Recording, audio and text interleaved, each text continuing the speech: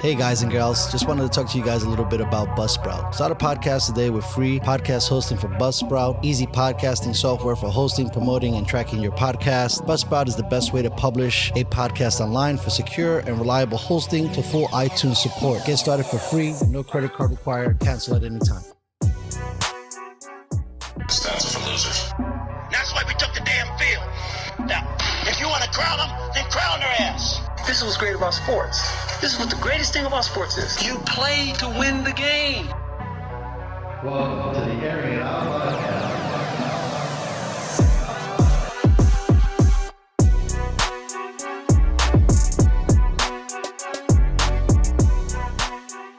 Ladies and gentlemen, welcome back to the Airing It Out podcast live.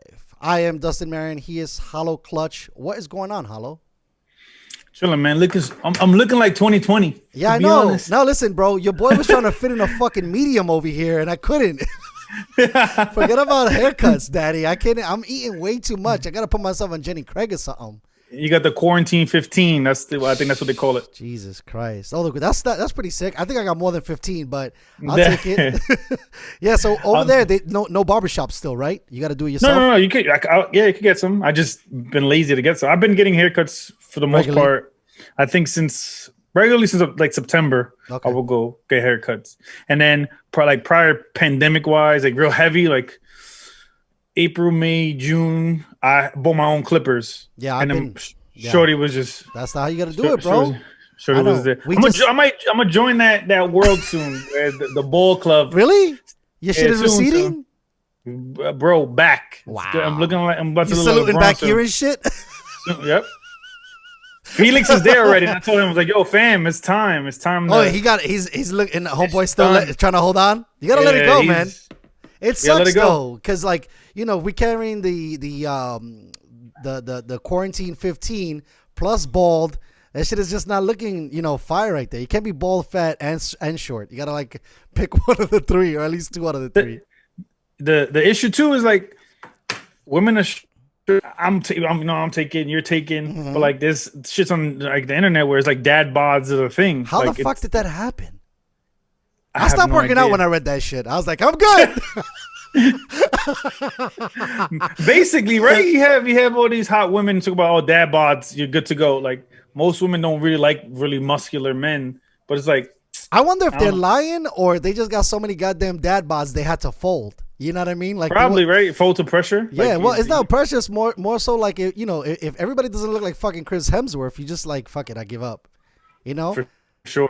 I don't know how much I'm crazy about the mom bod, but I don't know. Mom bod's hot. Mom bod's hot. Mom bod's hot. Sometimes. Yeah. Well, it just shows that they bear the children, and that's beautiful. Because we can't make kids, so it's sexy. It's sexy. So, dude, it just seems like the show just keeps feeding us, like they just keep on giving us news. I mean, my motherfucking notifications are off the They're just chain. Going off the hook, right? It's like 2021 really just said, you know what, let's just do what we did last year all over again. It's like it's evil twin brother of 2020. Bro, and it's starting off crazy. I don't know if news has a stock market exchange situation, but news is hot right now. Like everybody's getting money. CNBC, CNN, all these guys. But it's everybody's getting soon. money and everybody's broke. Like right. It's like both sides of the coin. But it looks like this dude he's just going ham. He's about to make. I mean, we're gonna dive into it, but 2 impeachments, bro, in less than 14 months, 15 months. About right, but like again, it was like I felt like it was just cause right. It was just to show face. I think the House did that just to show, we're here for you people. Which I thought, at the end of the day, he's impeached, but he's not going to be able, like nothing else is going to happen. Right. Like unless they're talking about they might pursue legal action once he's not president. Right. That's what I heard. I mean, we're going to try to unpack this because there's just so many things. But first of all, Pence had an opportunity to move forward on the 25th Amendment, and he declined. Mm-hmm. So basically, he had an opportunity, I guess, to get Trump out of there sooner, and he was like, "Nah, I'm good." I think he even saw like the writing was on the wall. Like what? Like Right. if you understand government, you understand civics. Like it's gonna take time. Even when you impeach somebody, like it's not like you impeach, you're gone, you're out of there. It doesn't work like that. The government doesn't work how people think it works. Only people who are educated on the topic knows how it works. So like if you impeach him, you still got to go through a process where it has to go to the Senate. And then that's a whole nother process in itself. And then he has a chance to defend himself. But like you're doing all this for nothing when he's out. And what are we? A week. He's literally out next Friday. Right. Or next Friday. He's out of the office. Like it's just pointless. I feel like it's just a show face. It's more propaganda than it is anything else. That's how I look at it. No. I agree. I was confused because I'm like, why? I know the saving face part, but I'm like, why are you even bothering? I mean, they're wasting our tax dollars, convening in rooms, voting to kick out a guy that at the end of the day is going to leave anyway. Meanwhile, back at the ranch, they only handed out $600 checks when they should be reconvening on, I think, putting more money into the economy. Because right now it's holding up by stilts. I don't even know how people, there's no work. So I don't know. What they need to do is open everything. Like that's it. Like that's the perfect solution to everything. Like stop with this keeping everything closed down stuff. Like it's we have almost a year of it now. I know it's wild, bro. It's not working. Dude, I thought in like March of last year, I was like, they were saying, well, it's going to take like 2 years, blah, blah. I was like, that's impossible. And then, I started flirting with the idea that it was kind of over because summer opened up. Everything was kind of thing. I'm like, and then boom. George Floyd, boom. Yeah. Well, that was a whole nother situation because I feel like that even was, and I don't want to use the word exaggerated, but blown up more, like it's been happening for a while. They just picked that particular situation. Now, granted, that was like one of the most egregious things we've seen probably since Rodney King. But, it seems to have died down, that whole momentum, right? Like now BLM it seems to be more like with a punchline. But I know that they were protesting in D.C. like crazy after all of this stuff. And then it seemed like they called in the National Guard and they got all this other stuff and everything is going down. So Washington is a mess. It's a mess. It is. It's just, and it's just sad because you could just see how both sides, like how one side tries to silence the other side. Right. So like you get the Democrats trying to silence the Republicans, and like it doesn't work that way. Like you can't silence people because you don't agree with them. That's not how this works. That's why America is supposed to be what America stands for. And if you are trying to silence somebody because you don't like how it works, then we're losing our way. And it's kind of sad how you're telling restaurant owners, you're telling daycare people, you're telling all these people how they can't open their businesses or anything like that. But then you go and you have these big tech companies that go and they silence people on the internet. Yeah, that's because crazy. you don't agree with their ideology. So they removed Parler from Google Play Store and iTunes. They removed Parler from everywhere. Right. Parler doesn't exist anymore, basically. It's put like that. They removed it from people to go to group up. So now you tell these people who, if you don't like Facebook, if you don't like Instagram, if you don't like Twitter, don't go to these sites.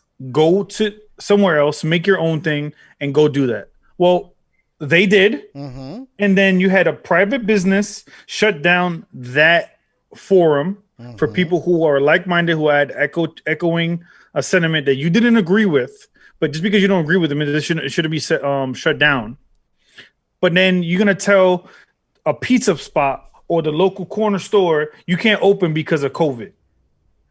Like it's a whole bunch of contradicting things going on back and forth, because you're gonna say at one hand they're private business, but then there's other private businesses that you're not letting open, or you're fining, or you're arresting. So like you're talking out of both sides of your mouth, which is it's not a good thing, and it doesn't look right. For what we had. I started to trip out, bro, because first of all, I started to think, man, when you look at overall America's history is kind of terrible, bro. It's not like, it's crazy to think like when you start to like really pull the tea leaves. I mean, when you start to really pull it back and you start to read the tea leaves. Yeah, we had the Industrial Revolution. Yeah, we had all of these innovations in the tech spaces and the internet's been huge here. But overall, bro, I feel like this has been the whole thing the whole time. We've never really had, like, I was thinking about this the other day. How can potential slave owners write on a piece of paper, all men are free? That's crazy. Exactly. Right? Mm-hmm. When that's not true. And then now, fast forward to where we're at right now, we thought we had all these freedoms. We thought we had freedom of speech. And it's kind of looking like we don't. Especially when you can take down, like you said, it's like, hey, don't fuck with this. There's one over there. You can say whatever you want. So it's like, all right, cool. I'm going to go over there. But then when I go over there, you're like, nah, fuck that. That's over. That's shut down. You can't go over there now because we don't like what they're saying over there. So again, when you're talking about the two sides of the mouth, it's like, what is okay? Is it okay for us to be able to express ourselves? Right? But then there's another situation that's kind of weird, right? Because now I feel like, you know how cancel culture was getting thrown around a lot? Yep. I feel like hate speech is a new one that's getting thrown around a lot. I agree. You know what I mean? Like that's the new. Definitely agree with that. That's the new kind of like punchline to be like, "Whoa, that was hate speech, so you're done." But I mean, I don't know. I'm confused. I don't know. Maybe we're confused. Maybe social media is not what we think it is. Maybe social media is not a place where you have an avenue to express your thoughts and your creative side. It's just within a parameter. As long as you're in that box and you're okay with that, then it's good. Because a large portion of it too is once we sign, those agreements, when we sign up, it's in it saying, hey, you can't say hate speech, right? But I feel like the word hate speech is kind of blurred because if I don't agree with somebody, right? And let's say, for example, I don't like Hillary Clinton's, approach on taxes, right? I'm like, fuck that bitch. She sucks. Terrible senator. That's considered hate speech. I don't know if that's considered hate speech or if that's considered talking shit, right? Like, now, granted, if you're like, fuck that bitch, I'm going to kill her, that's a little different. But it's like, again, it's like a very weird space. You know what I mean? You're and it's tough because if you're reading characters, you can interpret it any way you want. Yes. Depending on what type of person you are, if you're a paranoid person, if you're not, if you're a person who likes a sense of humor. Because if you could say, all right, fuck Hillary Clinton, I'm going to kill that bitch. But if I'm saying it, let's say if I send a video out, we're talking about how laughing and how, oh shit, that bitch is creepy. And we're laughing while saying it is different than writing it down or reading it in the character. Right. Because even emojis don't explain the joke. Exactly. Right. Like because you could even put a knife with a happy face and it still wouldn't be like. It's not going to be received well. Like you would understand me because you know me. Right. But if you're going to try to talk to the masses who don't know you, then it's going to be perceived that way. Just like when the whole Kevin Hart thing, we spoke about it last week, how, whatever him, my son, if he was gay, over the hell with how he clearly was joking, but they're trying to take the words of the context out of it because it's typed in. Right. I also think too that it's something that Gary Vee talks about a lot, right? Where it's content versus context. Correct. Right? Like that's what you were saying. Like in the context of us, you can say mad crazy shit, and I already know like that's Jay, he's joking, blah blah, right? But in moving it forward to someone else, the content might not have that same context for someone else. So it's very difficult. So maybe that's a slippery slope that they created a space, especially on Twitter, because Twitter is very, very word heavy, right? It's not so much video and everything else. I think like. But then again, it also comes to if let's say you say you're a conservative, right? Let's just say if you just say you was a conservative, just saying that you're conservative, you're already about to have this big stigma behind you. Yeah, it's about even if people don't know you. So let's say if you say you're a conservative, say, hey, I don't believe that all babies are cute. Just put it like that. If all babies aren't cute, but you're conservative, so they're gonna be like, oh, you hate babies, or you are against abortion, or just something stupid. Correct. Like even like personally to me, I don't think all babies are cute. I've seen ugly babies, but if I type that and if I have a conservative tag behind that, the whole narrative changes on how these woke people in this woke culture will attack me in a certain way just because of who I am. Even if sometimes they eat their own, eat their own. Yeah, they totally do. Not sometimes, most of the time. Yeah, and that's the scary part where if I'm like, let's say if I'm on the left and I'm for everything, social programs, blah blah blah. And then if I say something that it doesn't align with them, they will then come after me, even if I agree with 95% of what they're trying to fight for. It's a scary place because Twitter's just a lot of loud people screaming with no context. Mm-hmm. Well, I don't know where it's going. It's potentially a soundboard. I think it's dangerous where we're going. I think we got to be careful. I mean, I had another show with some other guys, and they felt a lot like you, let's let the show roll and be renegade and stuff like that. But now you kind of have a little bit of responsibility to your own product, that you don't get canceled or you don't get shut down. So you kind of have to be, on eggshells. I mean, I've seen Rogan multiple times kind of pump the brakes. Like he'll get on the fringe, but he won't get too crazy.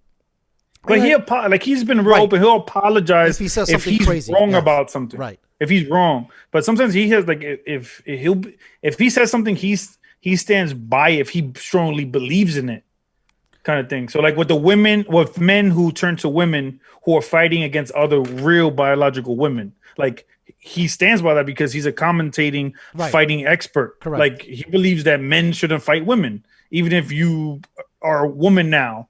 Who used to be a man for 30 years. Like he'll stand on his ground. But if he says some shit that he read online, which is headlines, which 85% of people that's all of they read.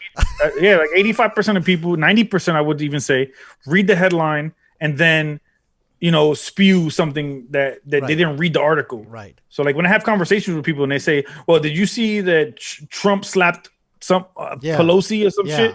I'm like, I seen the headline, but I didn't read the article. Like that's how I always come across, because I want to make sure I get the full context and understand everything before I give my opinion on it. Not saying I'm going to know everything top to bottom, but I'm going to read the article or something that everybody's freaking out about. At least check it out a little bit, right? Like you just can't be talking shit based on headlines, because that'd be fucking bananas. But that's what Twitter is. Yes, right. Well, that's what I think. I think Jack Dorsey's in a really, really tough situation, because to bring it back to Rogan for a second, he's been on Rogan and he agrees that there should be like a regular Twitter and then a Wild West Twitter, right? Where anything goes. But now it seems like that might not be a thing, right? And so like you got some of these dudes in positions that are maybe being forced to do things that they don't want to be doing, right? And the same thing with the dude from the CEO of Parler. All of a sudden your shit is shut down. What are you supposed to do now? Exactly. I mean, and it's scary for even us. Let's say if we had a moderate base. Let's say we had 1,000 people who watch us every single time. They donated to us on YouTube, whatever the case may be. We get ad revenue from YouTube, and then YouTube says, "Well, you agreed with something Trump said." Yep. That's your first strike, and then the second strike, and then you're banned. What if that was our only source of income? Like that's happened to a lot of dudes.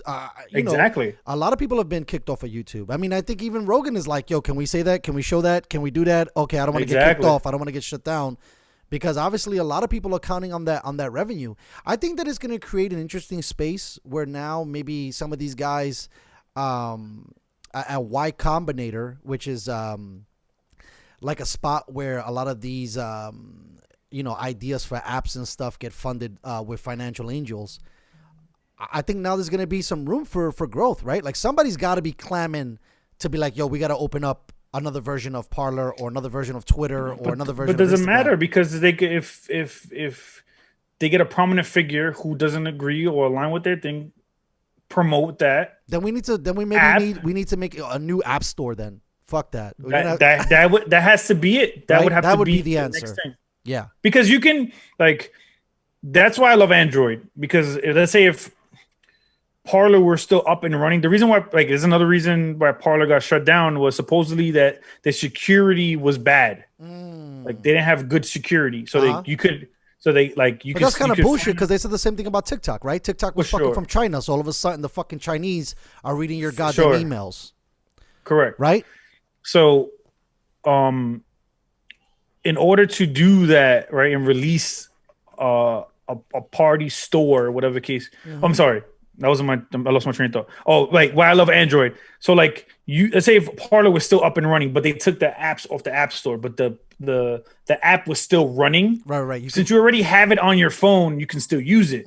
So like, remember a couple of years ago when it had the Flappy Bird shit where you had to go like under the pipe, over the pipe. It was like a video game. Okay, let's say what happened was that one guy. So it was a video game on your phone. Once you have it downloaded to your phone and it's still operational, you have it for life. So you had people who were selling their phones with the game on it for like $30,000. But the reason why I got banned off of all these stores was these two guys were playing. One guy beat the other guy's score, and the other guy killed him in real life. In real life, damn. So it was something along those. It was called Flappy Bird. So the game was still functioning on the phone. So if Parler was still functioning on the phone, you could download the APK file to the phone, unzip it, and then you could just get it anyway. So that's why I like Android, and I'm pretty sure on Apple you won't be able to do that. They don't even allow you to download certain things. Like remember that movie site we used to get with? Yeah, you could do that, on the Droid all day, but Apple was like, no shot. Exactly. you're done. That's a lot of power, bro. So how the fuck all of a sudden Amazon and Apple and Google, I mean, we already knew this, but now they're getting bigger now, where they're actually controlling and basically like they're the gatekeepers. You fuck with the gatekeeper, you're not being let in. Crazy. They're the bouncer of the club.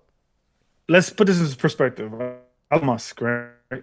But during the pandemic, he's become the richest man in the world. Like during the pandemic, there's nothing against that. There's nothing against him. There's been 50 new billionaires this year alone. Jesus during Christ. A pandemic, Crazy, 2020. Bro. Yeah.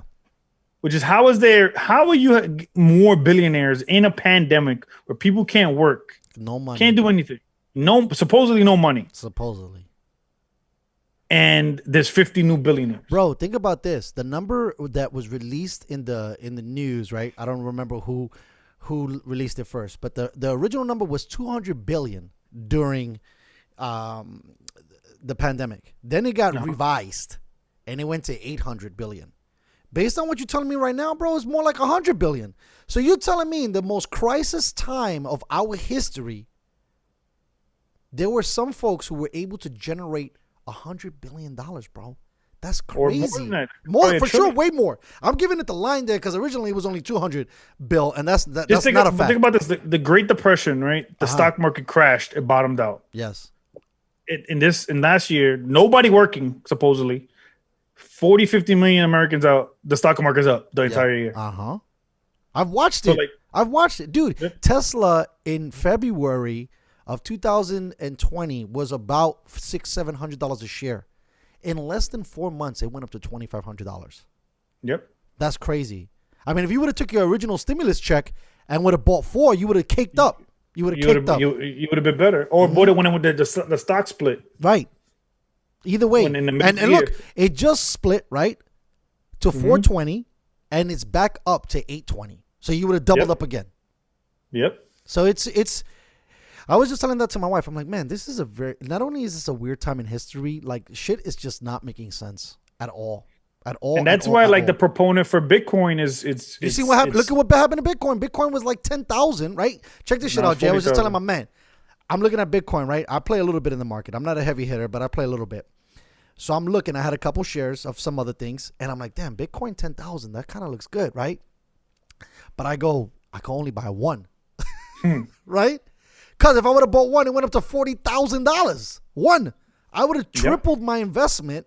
The only thing about Bitcoin, a story or a headline, I shouldn't say story, a headline that I read was there's $140, I think, $1 million of Bitcoin that's not being claimed because motherfuckers forgot their password. I'm gonna keep it a stack. I think I'm one of them. I think I have one Bitcoin and I can't for the life of me remember my password. That's bananas. See, that's why I get scared. I'm like, I can't fuck with you. But my thing is like, I don't know how that that should have been like whoever created the Coinbase. It should have been, I don't know, a 5 So hold on, step. I don't want to interrupt you real quick. So you can't go. You know how like you lock yourself out of your email and shit, and then you be like, no, okay, you no, you nothing. have to you can't remember reset yourself. You can't resend the password. Your password, no. That shit is. Them dudes are raping people. That's a rape. The way it works is you have to remember a phrase. So whatever my dog my Sally first jumped dog over was, my fucking first car was, the street that I grew up on. It has to be a phrase, a 12-word or 12-thing phrase. So it'd be like whatever. I love my Xbox forever. It has to be something along those lines. My God, that's fucking brutal, bro. You gotta write that shit down word for word. Exactly. So imagine if I had like 10 Bitcoin.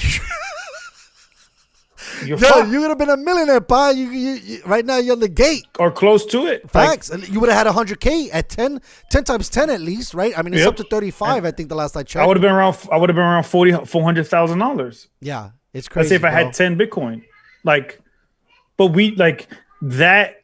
I was looking at it this week, and I'm like, they got to be a better way because like people are gonna forget their passwords. Come on, bro. That's why the fuck. Come on. So, but I'm not trying to.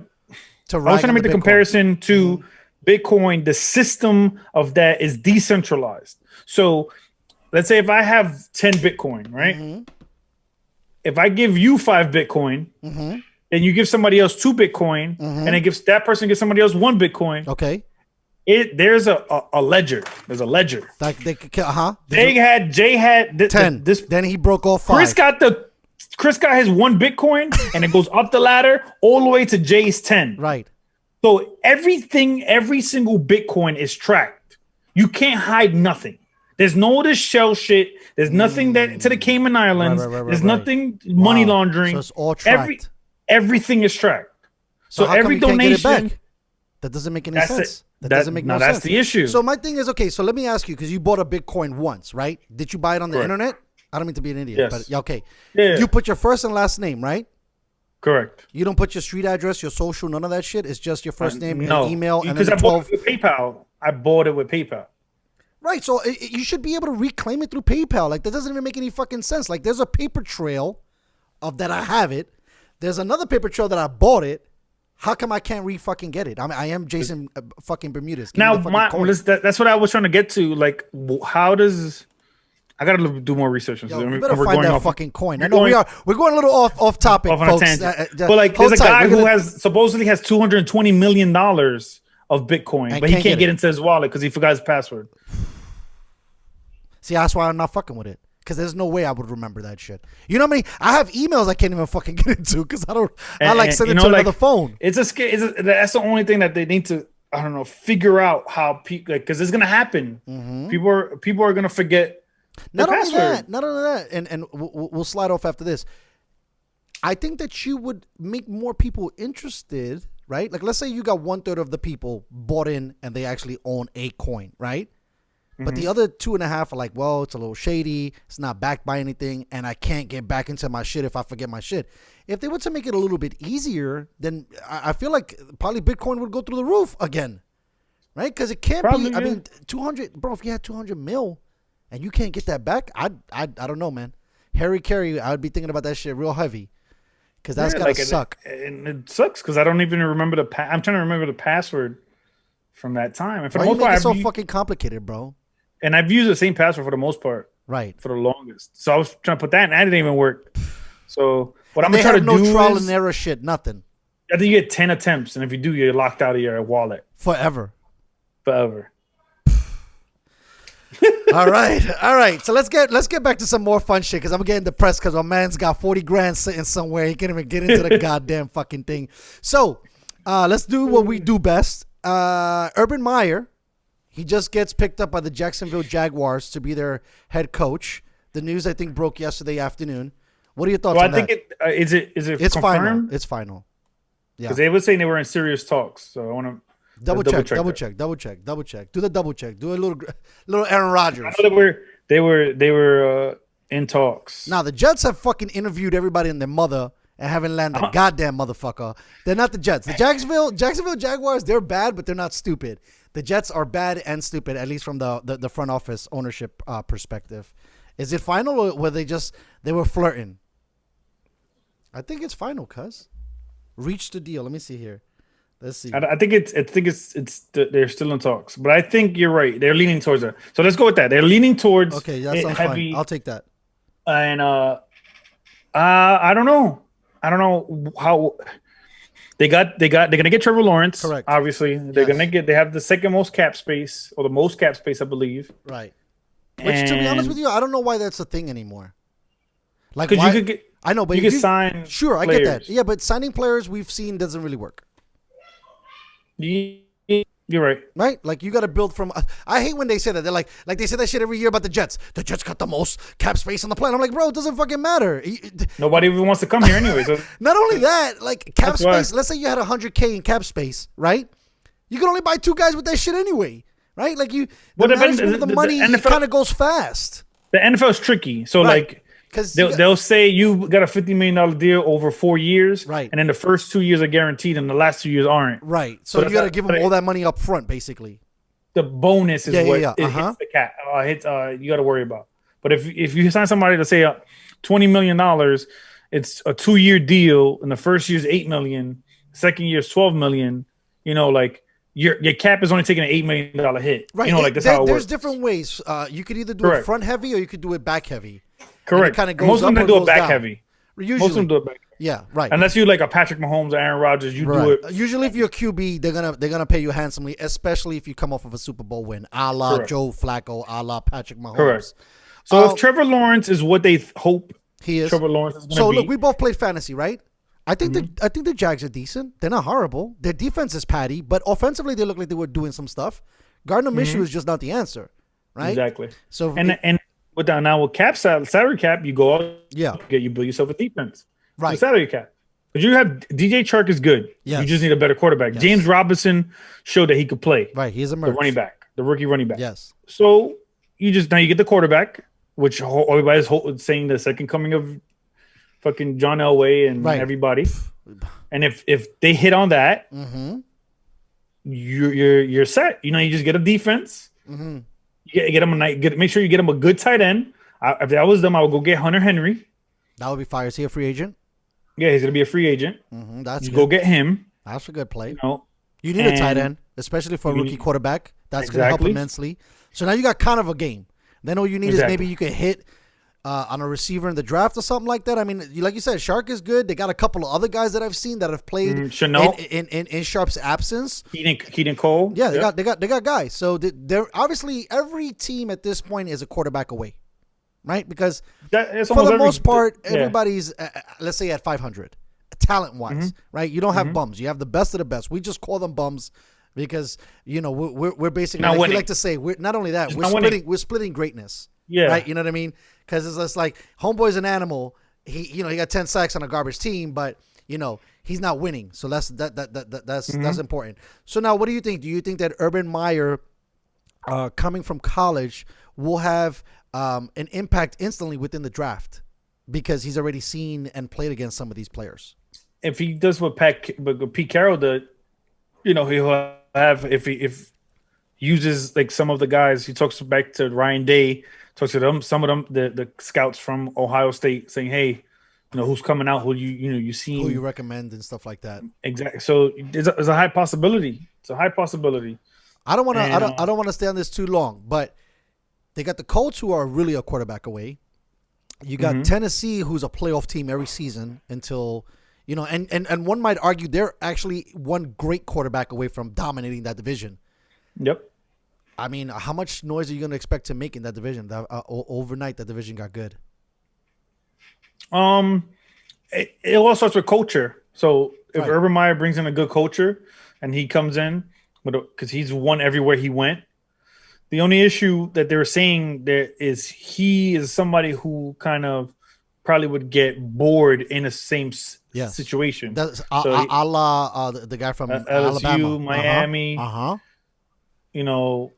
I think it's hard, man, because you're used to telling guys to go to bed and show up and work out. You're dealing with boys. Yeah, and then now you're dealing with rich dudes. With men. Yeah, and the rich dude is gonna be like, "Yo, pa, you ain't telling me to go fucking to bed at 8:00 because you figured out some." That's the only issue is that I don't mind with the NFL is if you don't listen to me, you're cut. It's a little different. Like you can hold some of these dudes accountable.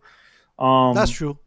they don't have really a big veteran presence on the Jags to begin with. You know, Right. like there's no Ray Lewis. There's no. They had Jalen Ramsey, but he was talking too much shit. They got rid of homeboy. Right. Exactly. They've had some guys, and every time they get a dude talking They shit, had they Calais ship him out. Campbell. Right. You know, they've had these guys, so you could build a culture from within, and it has to start with Urban Meyer. But who knows? What if he just only wants to do it for 2 years or 3 years? You know, I was just gonna bring that up. You know what's the scary part is? You can create a culture for 1 year. To do that shit repetitively is so hard, right? Because the Jags have had splashes. The Jags have been 10-6. The Jags have been like 9-7. They've been 11-5, and then the following season they can't win a game until November. It's like that's hard. Like, how did you guys Everything's come up hard with when that you're not steam? winning.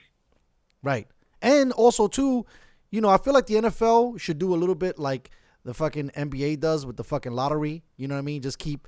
Not force feeding the teams the first pick, but more so like maybe making easier schedules on these bummier teams. Well, that's how that works. Yeah, the NFL works that way. Well, the Jets didn't have that shit because the Jets were Well, they horrible just- last year, and they had a really difficult schedule. It doesn't always work out like that. It's supposed to work out like that, but it doesn't always. Remember, the thing is that the team. So, all right.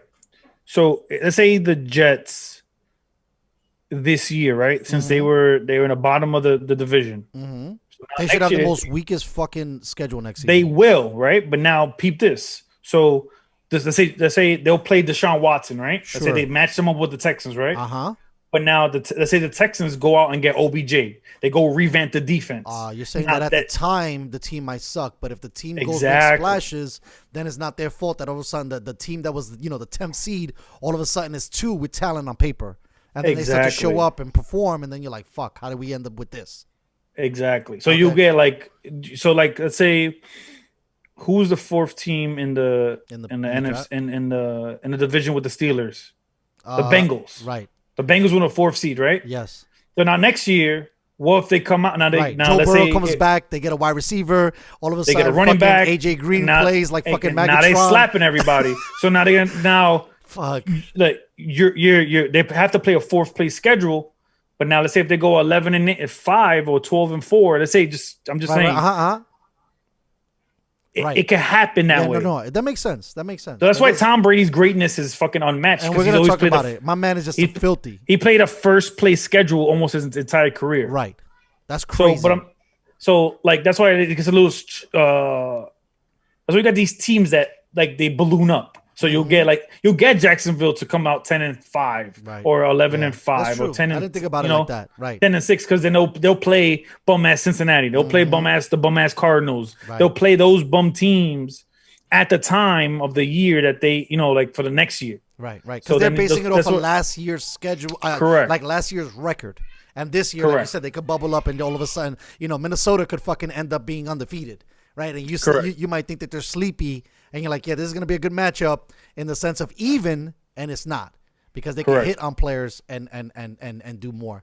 I mean, it's interesting. I think that's probably the only concern, whether or not Urban Meyer's here to stay. Right.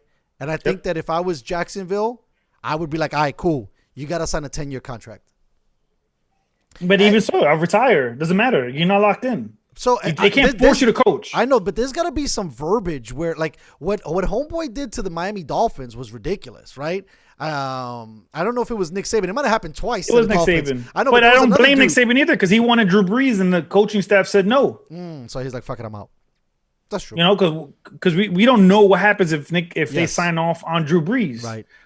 The medical staff said no, his shoulder was done. Yeah, but look, no, now he goes onto the Saints, wins the Super Bowl, throws for 50,000 yards. Right. What if he stays in Miami with Nick Saban? Yeah, what that- if Nick for Saban sure. they're winning 10, 11 games a year? No, I agree with that. That was that a huge, decision that was a altered huge his- miss on Miami's front office in the whole deal. To lose Saban and to lose on Breeze, like, damn, you fucking up. So it's all hit or miss. Nothing is perfect. Right. And It's sports, right? That's sports. You just don't know. It's just Urban Meyer. You just don't know. Like, he's a great college coach. We're gonna see what happens if he comes up, and because he's had health concerns too. Mm-hmm. So what if those health concerns return? Yeah, he's not a Ron Rivera. You dig? Exactly. Ron be getting filthy. Riverboat Ron. Shout out to my man for being So we don't cancer know. and going ham. It's a lot of question marks. All right, I think at least there's a bright future at the end of the tunnel for at least this up and coming season if they do land him, because getting Trevor and Urban Myers is definitely an upgrade. And Sure. all of a sudden I've been banging on my chest for a minute. I even think I got a YouTube video somewhere out there on the Dustin Marion that I said the Jags were a dark horse. I even called out Tennessee as a dark horse, but that's a tough division because the South, it just seems like they just beat up on each other. You know what I mean? Yep. But moving, we got a lot to unpack today, so we're just gonna go. We're going fast. This one we're gonna stay on a minute because I'm not too crazy about the Mets, but the Mets go out and they sign Francisco Lindor. Good, True. Great, or you think it's up for debate? I don't know. That's my honest answer. It's just because if they fired their entire medical staff, I'm on board. Because for whatever reason, the Mets star players, can't stay healthy. All the pitchers are always hurt. Somebody is always hurt. Look at Cespedes, hurt, quad. All their pitchers are usually banged up too, right? Almost Tommy John, sir. Yep. Like somebody's always hurt. Syndergaard's hurt. Wheeler hurt. Somebody's always hurt on the Mets. Do you think that the ownership, if they hire new ownership, I hope so. do they keep most of that personnel in there? I hope not. I hope they do change it. That'd be my first thing. If I'm an owner, I'm coming in. Damn, why the fuck is everybody hurt? Medical staff, you out. I'm bringing a whole new medical staff in here. Hey, players, what's going on? What are you like? What was not working? What is working? Everything could look good on paper. Yeah, that's the terrible thing about it. It looks fantastic. That's the on issue. paper. Everybody looked good. Look at a couple years ago, the Los Angeles Angels. They looked good on paper. They had Mike Trout. You had you signed Pujols. You thinking that's gonna be my guy, Ohtani, the Japanese beast? You think gonna be just home run hitting all day? And no, like they barely a good team, and that's a waste of Mike Trout's talent in the Angels. Sticking on topic to the Mets, I just don't know what they're gonna do, or how is it gonna come together. Have you seen or have you watched at all? Because I know it's a different market, but have you ever watched Lindor play? Did you watch the baseball playoffs this season? Yeah, he's a beast. Right? Don't get me wrong, Animal, right? But it doesn't you're first of all you're in the NL, right? Which is brutal. Your pitcher has to bat, so you're already losing one hitter. You're right. So you have 8 hitters now. If I'm the Mets, I hit up DJ LeMahieu because the Yankees are doing some dumb dickhead shit. What is going on with I don't know why they don't just La Máquina? They're not giving it to him. I have no idea. But if I'm the Mets, I'm a Yankee fan. I'm going to the Mets. Going to DJ I would LeMahieu. sign him in a heartbeat. 5 years, $100 million, whatever you want. Let's go. Now, what about his injury? What about his injury shit? No, he don't. No, LeMahieu shows up every day. He does. He's 350. He's filthy. I love him. I can't believe he came from Colorado. He's doing big things. That would be great. So then, what you get? LeMahieu in the leadoff, and then Lindor behind them. Exactly. And you play from there, and you can make a trade or two. Keep moving. Keep wheeling and dealing. Bring up some young guys. Be unconventional. Whoever's banned 400 in AA, bring him up. See what happens. It's keep it going. Bring the stars that need to be brought. But I just hope that the Mets, it's fun when the Yankees are in the Mets or in the playoffs. It's just baseball culture. It's better when the Giants and the Cowboys are in the playoffs. Shit, it's like Yankees, Mets. It's a nice buzz in the city for sure. Correct. So we don't know because look at Cano. Cano got hurt too. It's just a lot of stuff. Yeah, the Mets definitely deal with some stuff. I also think too, when you have a losing culture, you might not be as hurt as you're saying you're hurt, right? So if you're gonna get paid regardless, you're like, fuck that. I gotta pull a hammy. My back hurt. Yeah, I'm good. Let me get that money. Let me lay up and just chill. You know what's crazy though? They've been to am I not mistaken? Didn't they end up in the postseason hot just a few years ago, and then the next year they just fizzle out? I mean, they had they were hurt. I know they had what was the Dark Knight's name? The pitcher, I think it was Dave or David something. They had a ridiculous. Oh, and they talk about okay. Yeah, they called it Dark Knight. And then he got injured, and then it was like. Pff. So it's not like the Mets are not trying and are not attempting. It just seems like just get hurt. Yeah, it's a cultural. Every year, I have Met friends who are fans, and they're like, "Yo, you see the Mets? They cooking, yeah." And I'm like, "It's April. Wait till June, because once June hits, shit goes south for the Mets every time. Every time. That's why, like Airin Boone last year should have won Manager of the Year because they were hurt. The Yankees were hurt almost the whole year. No Stanton, no Judge. So real and quick, I know they did. They did. They actually had. First of all, I tip my cap to the coach. He's so great. I didn't think he was gonna be that awesome, and Airin Boone has done amazing things. And I'm not trying to go off topic, but do you think it's because they understand how, or maybe they're a little bit unconventional, like you're saying, and they're bringing up some of their younger talent? Maybe. From what you've seen though with the Yanks. Because they they're hurt every year too. They're hurt every year too. Right. Yep. They're the and same. It has to do with it has to do with these guys just being jacked, right? Like the body just can't be doing playing 100 games and then being a bodybuilder just doesn't work out. Yeah, I agree. You're not know, designed. It's not designed to do all that. Which exactly. I thought, you're not supposed to have the muscles so tight. Which is what I thought that baseball should have took a little bit from what they found so much success with COVID. I would shave down the season, half the season, bro. And I think you've talked about it too. You don't compete with the NBA. You don't compete with the NFL. You keep your fans invested. And instead of it being like the beginning of the postseason in September, it's kind of midway. So you're gonna keep more eyeballs. I don't know. I'm with you a little bit. It's nice when the Mets kind of get their act together, but history has proven that they just can't stay out of their own way, which is brutal. All right, sticking with the NYC, another huge headline, and you tell me if it's final. The beard heads to Brooklyn.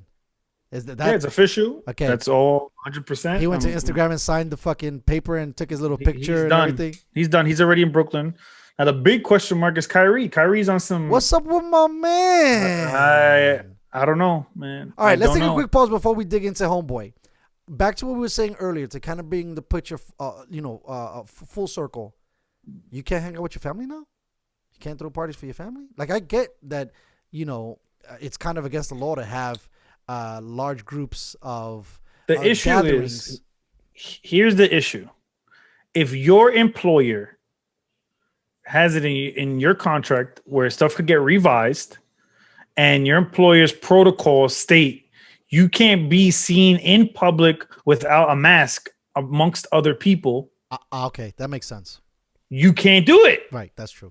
Just like Patrick Mahomes can't play pickup basketball. Just like Patrick Mahomes can't go jet skiing. Correct. Or do anything else but play fucking football. Yeah.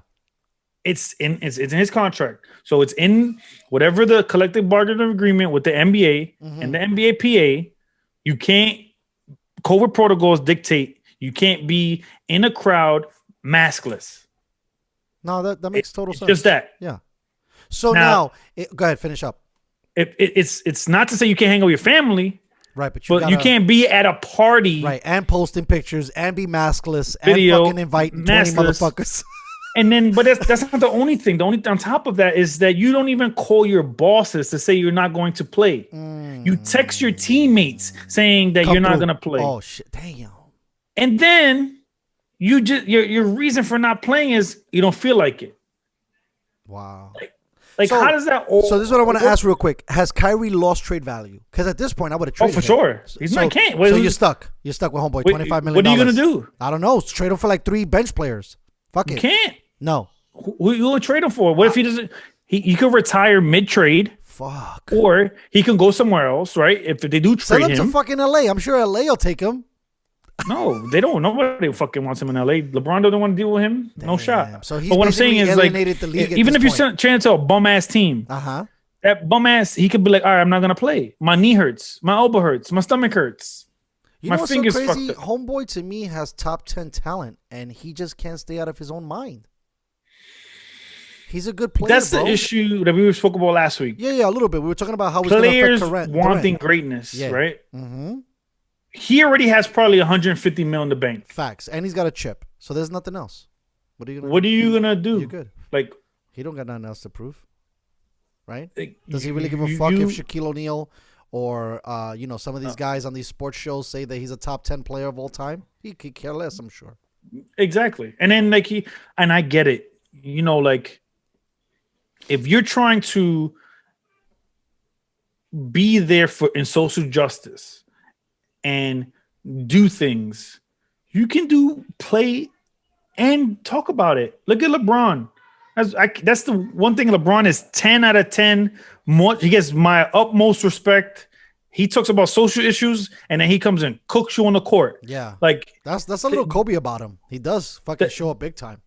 Like there's no. How did you like that no look 3-pointer? By the way. Yeah, it was dope. It was funny, right? But for Kyrie, like Kyrie's not the only person in the NBA who affect social justice.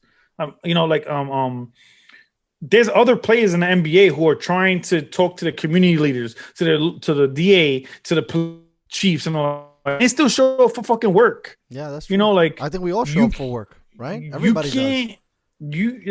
You can't say you don't feel like playing basketball when they're paying you to play basketball.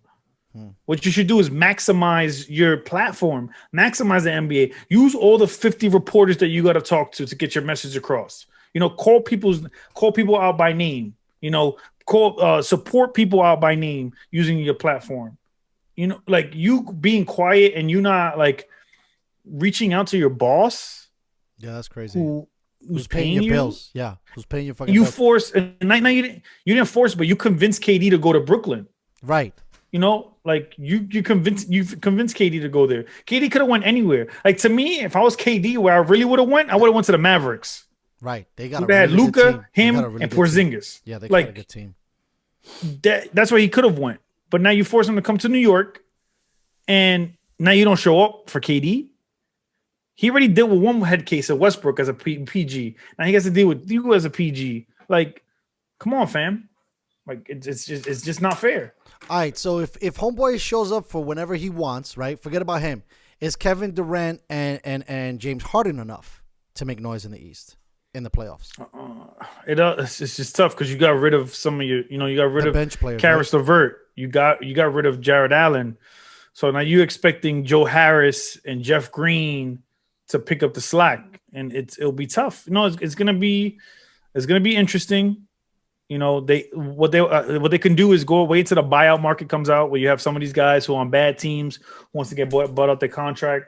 Who knows? They go out and get Kevin Love. That could be a good piece for them. A spot up big man shooter, spreads the floor. So they still need more, is what you're saying. And they lost by addition too, because they lost guys to get correct. Harden. To get James, and then remember that they mortgaged their future. They give away four first round picks. Damn, that's expensive. And then pick swaps on top of that. That seems like way too much to give up for Harden, especially when you got Kyrie losing his fucking mind. I thought so too, because then you remember, I think. Well, you got Harden and KD locked up for the next 3 years. Okay, that's their contract. Sure, but like Harden has rubbed people the wrong way. Mm-hmm. Look at Chris Paul. Look at Dwight Howard. Look at Russell Westbrook. Right. So now other people might not be so intrigued to come and play, and you got Kyrie there. So you basically got and then KD's dudes. Sensitive. Right. What if they get into a spat? And then you got Kyrie who doesn't show up for work. So basically that shit sounds like a dumpster fire to me. That sounds like everything's gonna go wrong in Brooklyn. Like based on the knowledge that you just told me, it doesn't look good. It doesn't. No. But we don't know. We don't know. No. I do know. I've seen this happen. If Kyrie doesn't show up for everybody, work, he doesn't show up for work. Fucking Harden disappears in the playoffs, and you can make an argument that Kevin Durant is a little bit brittle when it comes to injury. So you got an injury plagued guy. You actually got potentially 2 injury plagued guys, and you got a guy who just disappears. I don't think it was a good investment. Moving forward, it's hard. That's a tough situation. You put the GM into a bad spot. You put everybody, bro. You put the organization, you put ownership, you put the GM, you put the other players, because now if you lose a game, you're going to have the media with the mics and shit like, yo, what happened? Like, think about this. They're trying to play basketball. They got to ask, Kevin Durant a million questions about Kyrie instead of asking him like, hey, you scored 30 and 10. How did you feel about the game? Your body feels loose. You haven't played in a year. Stuff that's relevant to the game. We got to be like, yo, where's Kyrie at? Did he show up? Is he at his mama's party? Is he at his sister's party? Where he's at? You know what I mean? And then on top of that too, that's a lot, bro. Then you kind of got a depleted bench, and then plus, who knows what kind of teammate Harden is? Fuck, bro. And then you force KD. Now KD is forced to play back-to-backs ahead of schedule, coming up the Achilles. So like they weren't. I'm pretty sure they didn't want Kevin Durant to play back-to-backs this early. So you fucked up the whole timeline.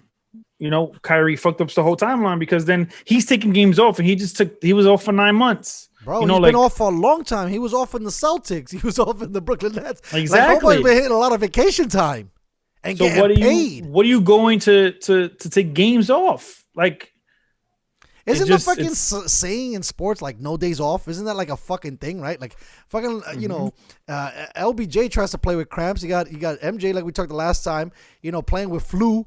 Like the whole point, especially in the NBA, it's about toughness, right? I'm not saying that other sports are not about toughness, but it seems like especially the marquee players got to show up and do their thing. And then it seems like you got a 3-ring circus in Brooklyn. It's the new Barnum and Bailey. Facts. That's all I can say about that. It's true. I just don't know what they're gonna do because. So at this point, what you were saying earlier about homeboy, because I wanted to touch on this too, rubbing past teammates. When we look back and Harden's out of the league, he's definitely not a top 10 player. What do we view James Harden's legacy at? An okay player that was a decent shooter. Like, what are some of he's gonna go down as one of the most prolific scorers. Okay. Just because. Okay, because his numbers are crazy. Homeboy be scoring 50 like every day. Correct. So like, it's just tough because he didn't win. So right, that's huge. Who knows what it's gonna be now? So like right now he's probably a top 20, top 50 player right now, top 40 player. Wow, right now, crazy. And he has a lot of the intangibles and the tools. I mean, homeboy is talented. He's not. He's skilled because he's not a leaper. He's not the most athletic person on the court. It's all about using his body, like angles. Business, bro. He's an efficient scorer, dude. He is. So, I mean, I've watched him play, and I'm like, wow, why can't you play like this every day, especially in the playoffs? You'd be a beast. Exactly. Well, because remember playoffs now, they get to watch you for I get you for 2 weeks straight. They get to study you. Yeah, and defense goes from patty to all-star. For sure, because they give you lanes in the regular season. In the post-season, they don't give you lanes. They're trying to come over and block you from the weak side. So contest you from the weak side. They'll give you a hard foul. Yes. Or we'll take fouls all day. We got a dude on the bench that just gives fouls. It's like, Puppy, go ahead, go foul him right now. You don't even do anything. You just slap his hands. It all depends. And man, his legacy is he's gonna become an iconic player. He's gonna become an iconic figure. He's gonna probably be like Allen Iverson. Okay, that's actually a really good comparison, I would say. He'll be like that, like iconic, like people, his name will ring bells, but it won't ring that many bells. It's not gonna be like he'll be the greatness argument. Correct. He will never be in the category for the greatest player of all time.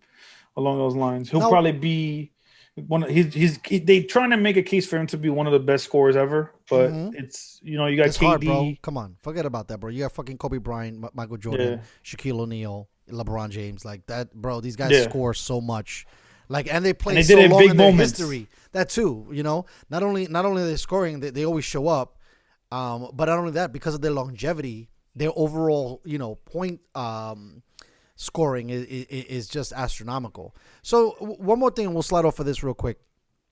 From what you've seen and everything, again, can he turn the corner? I hope so. He's 31. I was supposed to say he's been in the league 10 years already? About. Yeah. So if it hasn't happened now, it's probably not gonna happen, right? He probably is stuck in his ways already. Yeah. it's a difficult topic to try to dissect because you don't know what they're gonna be. You've pushed away. You pushed away Dwight Howard in the middle, towards the middle of his prime, almost end of his prime. You pushed him away. You pushed Chris Paul away when you guys were one game away from the finals. You pushed Westbrook away when supposedly you guys were the bestest friends on the whole entire planet. If you're not gonna get along with your homeboy, how are you gonna get along with other people who aren't your homeboy? So it's gonna be. He holds some accountability here when people are leaving. And you're the one who's always there. They gotta be. It has to be. You have to play some part in that. With James, and who knows? KD's sensitive. Kyrie doesn't show up. We just don't know how that dumpster fire is gonna come out. If they win, it'll be great. But I don't see how they can. If the chemistry's not there. Now, real quick, I got to start diving more into the NBA. It just came up on me so quickly. Outside of BK, who's 2 and 3 in the East? You got the Bucks. And you got the Celtics. You got Miami. Those are good teams. Fuck, those are good teams, bro. You're not gonna beat those teams just by fucking half-assing it. Yeah, show up, you rebound. You got to defend. You got to it's gonna be tough. James don't play without the ball. I know we've talked about that. He doesn't do backdoor cuts. He doesn't come off screens. He doesn't, pick and pop. He doesn't do those things. He does. Who knows? Maybe he'll do it here to sacrifice to win a championship. But I don't know. Not looking good. Not looking good from the only person who's gonna do that out of the three of them is KD. He could catch and shoot. He could come off screens. He could be the guy who spots up. But who's gonna be what they were talking about? Who's gonna be the Chris Bosh? Who's gonna be the Kevin Love? So they need a Kyrie Ray thinks he's the smartest guy on the planet. His ego's gonna get into it. James Harden been scoring 35 points a game. I was just gonna say, year. It seems like you got a bunch of scorers, right? Exactly. Kyrie wants to rock. Harden wants to rock. Poor exactly, KD, bro. You know what I mean? You think he plays his whole contract in Brooklyn? Well, he has 2 more years. No, I know, but can't you I don't know how it works in the NBA. Can't you say I want out of here? Give me a trade. Yeah. Right. But I don't know if he's gonna do that. That's what I'm saying. You I think he's crystal ball. He rides it out. I think he wanted to come to New York to work on his media company in New York. So his media. Who knows if he bought out his contract, because now obviously you can't have no offices here. Everything probably remotely online anyway now because of COVID. Right. So it doesn't even matter if you have a physical building. You can do everything online, so you don't even need the whole. I need to be in New York to have a presence in New York. You could do New York from a fucking studio in Connecticut or Florida. Correct. Or Texas. And he didn't even need to do that even before that. He didn't need to be, but he wanted to be in the East Coast. He wanted to be in New York. He's from DC. Right. No, I get it. I mean, you know what's the really sad thing about this, and we'll jump off, is the Knicks are never gonna be good, bro, ever, as long as James Dolan is there, and it sucks because Madison Square Garden has had some of the most amazing spectacles there to be watched, and we're never gonna be in the building. And now you give some hope to New York with Brooklyn, and it just is not looking good either, bro. I mean, they were better when they had a bunch of no-namers. They were playing way better. Mm-hmm. They were competitive. Yep. They were 500 basketball. And the Knicks, the thing with the Knicks is people caught on. Like you get to see history, right? So they haven't won since 74 or 76. No, 73. So it's 73. 73. All right. So since 73, you're not fooling anybody. Right. People could surprise, have smartphones the Knicks now. Are good. It's 2005. Yeah, we about to have the Knicks, baby. And then you look at it. When the last time? 73. What? Hold on. We're in 2020 now. 2015, 2017, 2018. And one thing I could say about the Knicks, and I feel bad for them, is that they always get shitty draft picks. They get fucked on the draft pick shit. The lottery. The draft. Yep. They get shitted on the lottery. That my man from the Pelicans should have been a Knick. That was bullshit. Total bullshit. That too. Zion. Yep. Yes, we could have had. And Zion. then you had, and then fucking AJ you Barnett. stories Nothing like against Steph AJ Barnett. And you have his story. Steph Curry wanted to be a Knick. So did KD. So did LeBron James. LeBron James was going to be a Knick. Fucking come on, we're losing so many dudes. We're losing dudes. But I think if KD and LeBron, let's say if LeBron said, "All right, I'm coming to New York. Right. Let's just say if he for said that, whatever right? reason his son gets drafted because they're bums and they do get the first Don't know, pick. but say prior to that. Let's say when he switched from Cleveland to go to New York. If he does that, right, and then he says to the Knicks fan base, boycott the Knicks, he has that enough power to do that. It'll be over. And James Dolan would have had to been forced to sell, most likely. Oh, I got that. That makes way. You understand more what I'm saying? sense. He had the Got you. power to do that. Right. He's a huge influencer. He'd be like, yo, I'm coming to the Knicks. Look, I'm signing the contract, but I want you guys to all boycott because I don't want James Dolan in the NBA. Wow. He had that power. Yeah, he did. Or has that power. He still has that power. You know, I mean, he's who pretty knows? much Maybe he buys the Knicks from James Dolan. That would be crazy. That's a possibility. That is a possibility. Do you think? And that's the thing. I don't even know what his net worth is. Will LeBron be the first billionaire athlete? He's already there. He's already a billionaire athlete with all his assets and stuff. Yeah, like that. That's what he sent $1 billion lifelong contract with Nike. Like, so he's already have that. He got the. He money. has that. He probably has it. He probably has maybe 400 million, 500 million on the bank. But he probably has over $1 billion and he in does assets. so much shit. He's got TV shows now. He's got YouTube channels. Homeboy's doing it all, and then you get the cut. Before we leave, by the way, do you like out of those three guys? Who's your favorite sneaker?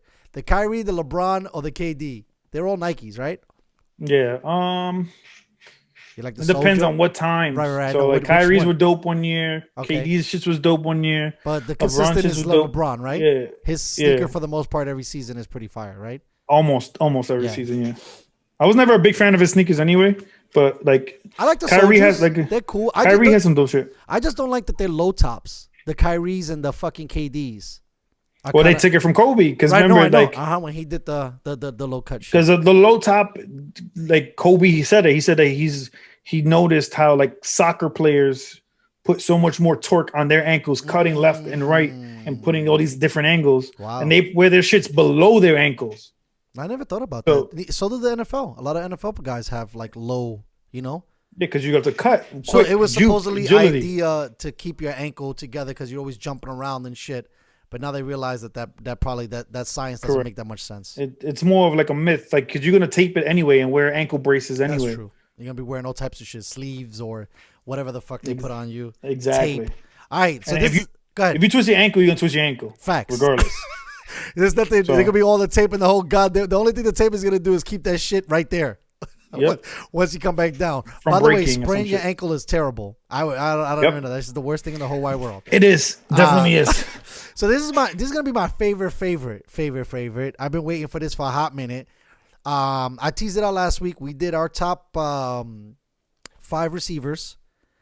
This week we're gonna do our top 5 quarterbacks, and it was weird because when we did the whiteouts, we gave them at least a 3-year window, right? Okay. I was thinking about moving it up for the QB to like a 5-year window. Or you think? Do you think 3 is still good? You want to, I guess, keep it 3 because you have some guys who probably be in the top 5 who haven't even been in the league for 5 years. Right? Yeah. Okay. So 3. That's what I was thinking because there's only one guy who doesn't fit that, which is the obvious. But okay, so we'll say the 3 most dominant QBs over the last 3 years, right? Okay. And forward, right? But we give the 3 year to kind of give us have they been balling or not. So out the gate, automatic slam dunk, right? Has to be Tom Brady, right? Okay. Right? Yes, correct? He won a chip in the last 3 years, right? Yeah, he did. He did. Yeah, he totally did. I think he won the year before Chiefs did. Because that year the Chiefs lost to them, they won. Then the following year they got bumped. Then he got traded, and then we're in this year. I think this is that 3rd year. Correct. If you want to go that way. Because they beat the Rams. Yes. But he looked. He was. But he didn't look great. He looked average, but again, he was also playing. Arguably one of the best defenses in the league. Donald is going to go down as well. Are we all right? So let's narrow this down. Yeah, let's get it, baby. Is it regular season? Yes, only. But only regular season. But the greatness obviously helps with chips. But it's tough because you have the mystique of Tom Brady's mystique. All right, so this is what I'm saying. So because he hasn't led in any. He wasn't in the top 5 categories of anything. Like this year, he cooked in touchdowns. I think he led the league in touchdowns. Wow. But like that's just this year with the Bucks. Last year he was okay, and the year before that he was okay. So you understand what I'm saying? So it was like no, makes sense. It makes sense because we also need some stats to go with Correct. this, right? Okay, so let's put him at 1A, and then what's your top five? And he goes right over there. I don't know. I've been battling with it a little bit, right? So I would go. Patty has to be 1. Okay. If you take Tom Brady out, 2, Aaron Rodgers, but I struggle with that too. But his numbers are just phenomenal. And he's been doing it the longest. And I argued with a Chiefs fan, and I said that you might have to put Rodgers 1 because of the longevity. Like, he's been in the building destroying numbers for a hot minute. So these are we'll fuck around with the top 3. So it's going to be Patrick, Rodgers, and then Russell. Okay. Right? That's decent. Then there's a cliff. Same shit with Okay. wide receivers. Okay, so now we go down. Do we qualify Deshaun Watson? Maybe at 5, or is that a push? That's too much because he hasn't really. We can't leave Brady. We can't leave Breeze out of there either. No, Breeze. I would say Breeze would be 4 for sure. He's a lock for 4. Yeah. At this point, we got guys that are winning. At least I think also a qualifier has to be potentially maybe winning a chip, right? If we're thinking about greatness, like all of those guys I mentioned have a chip, except for Watson. Correct. Right. You got Patrick, you got Rodgers, you got Russell, and then you got Breeze, and each guy has 1 chip. And then Brady. So you want Brady to top round the top 5. Like on the top. Right. But that's the issue. So like. Yeah, this is why it's good to talk about it. So all right. So that's it. The last 3 years is basically Patrick Mahomes' 3rd year. Right. That's why I said that's why I put it at 3 years too. So his first year, he played 1 game. Right. He was a bench player. Played the last game. Second year, he kind of emerged. He had a no-look 5,000 yards, 50 touchdowns, MVP of the league. Facts. I take that back. He didn't kind of emerge. He exploded on the scene. Yeah. 3rd year. No, sorry. This is 4th year. No, he did a 50. No. You're right. This is his 4th year. This is his 4th year. You're right. 4th year. This is his 4th year now, right? Currently, right now. Correct. Yes. So 3rd year, balls out, wins the Super Bowl. Yeah. His 3rd year. What 15-1. He's still stunting. Yes. What did they go? 15-1, I think. 15-1, and I said that they could have went undefeated. Okay. So now. His resume right out the gate, by the way, is ridiculous. If we're going by the 3-year window, he's number 1. Okay, boom. That's okay. So that's bang. We have to go by his number 1. I got you. That's what I thought. He's number 1.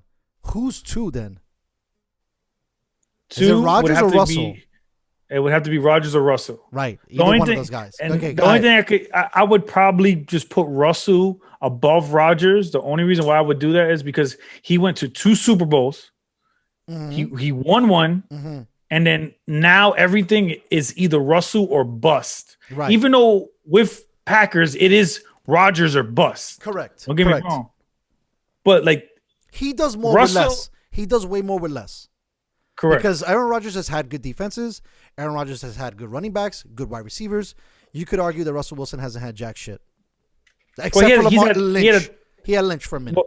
For offensive purposes, yes. Yeah. But his defense, he had the Legion of Boom. That's correct. Like, yeah. Sorry. Yeah, he did. Insane. And then all of a sudden they thought he was some kind of bullshit and they walked. Let's say, all right, so I will put I'll put Rodgers 2. Right. So just Rodgers 2.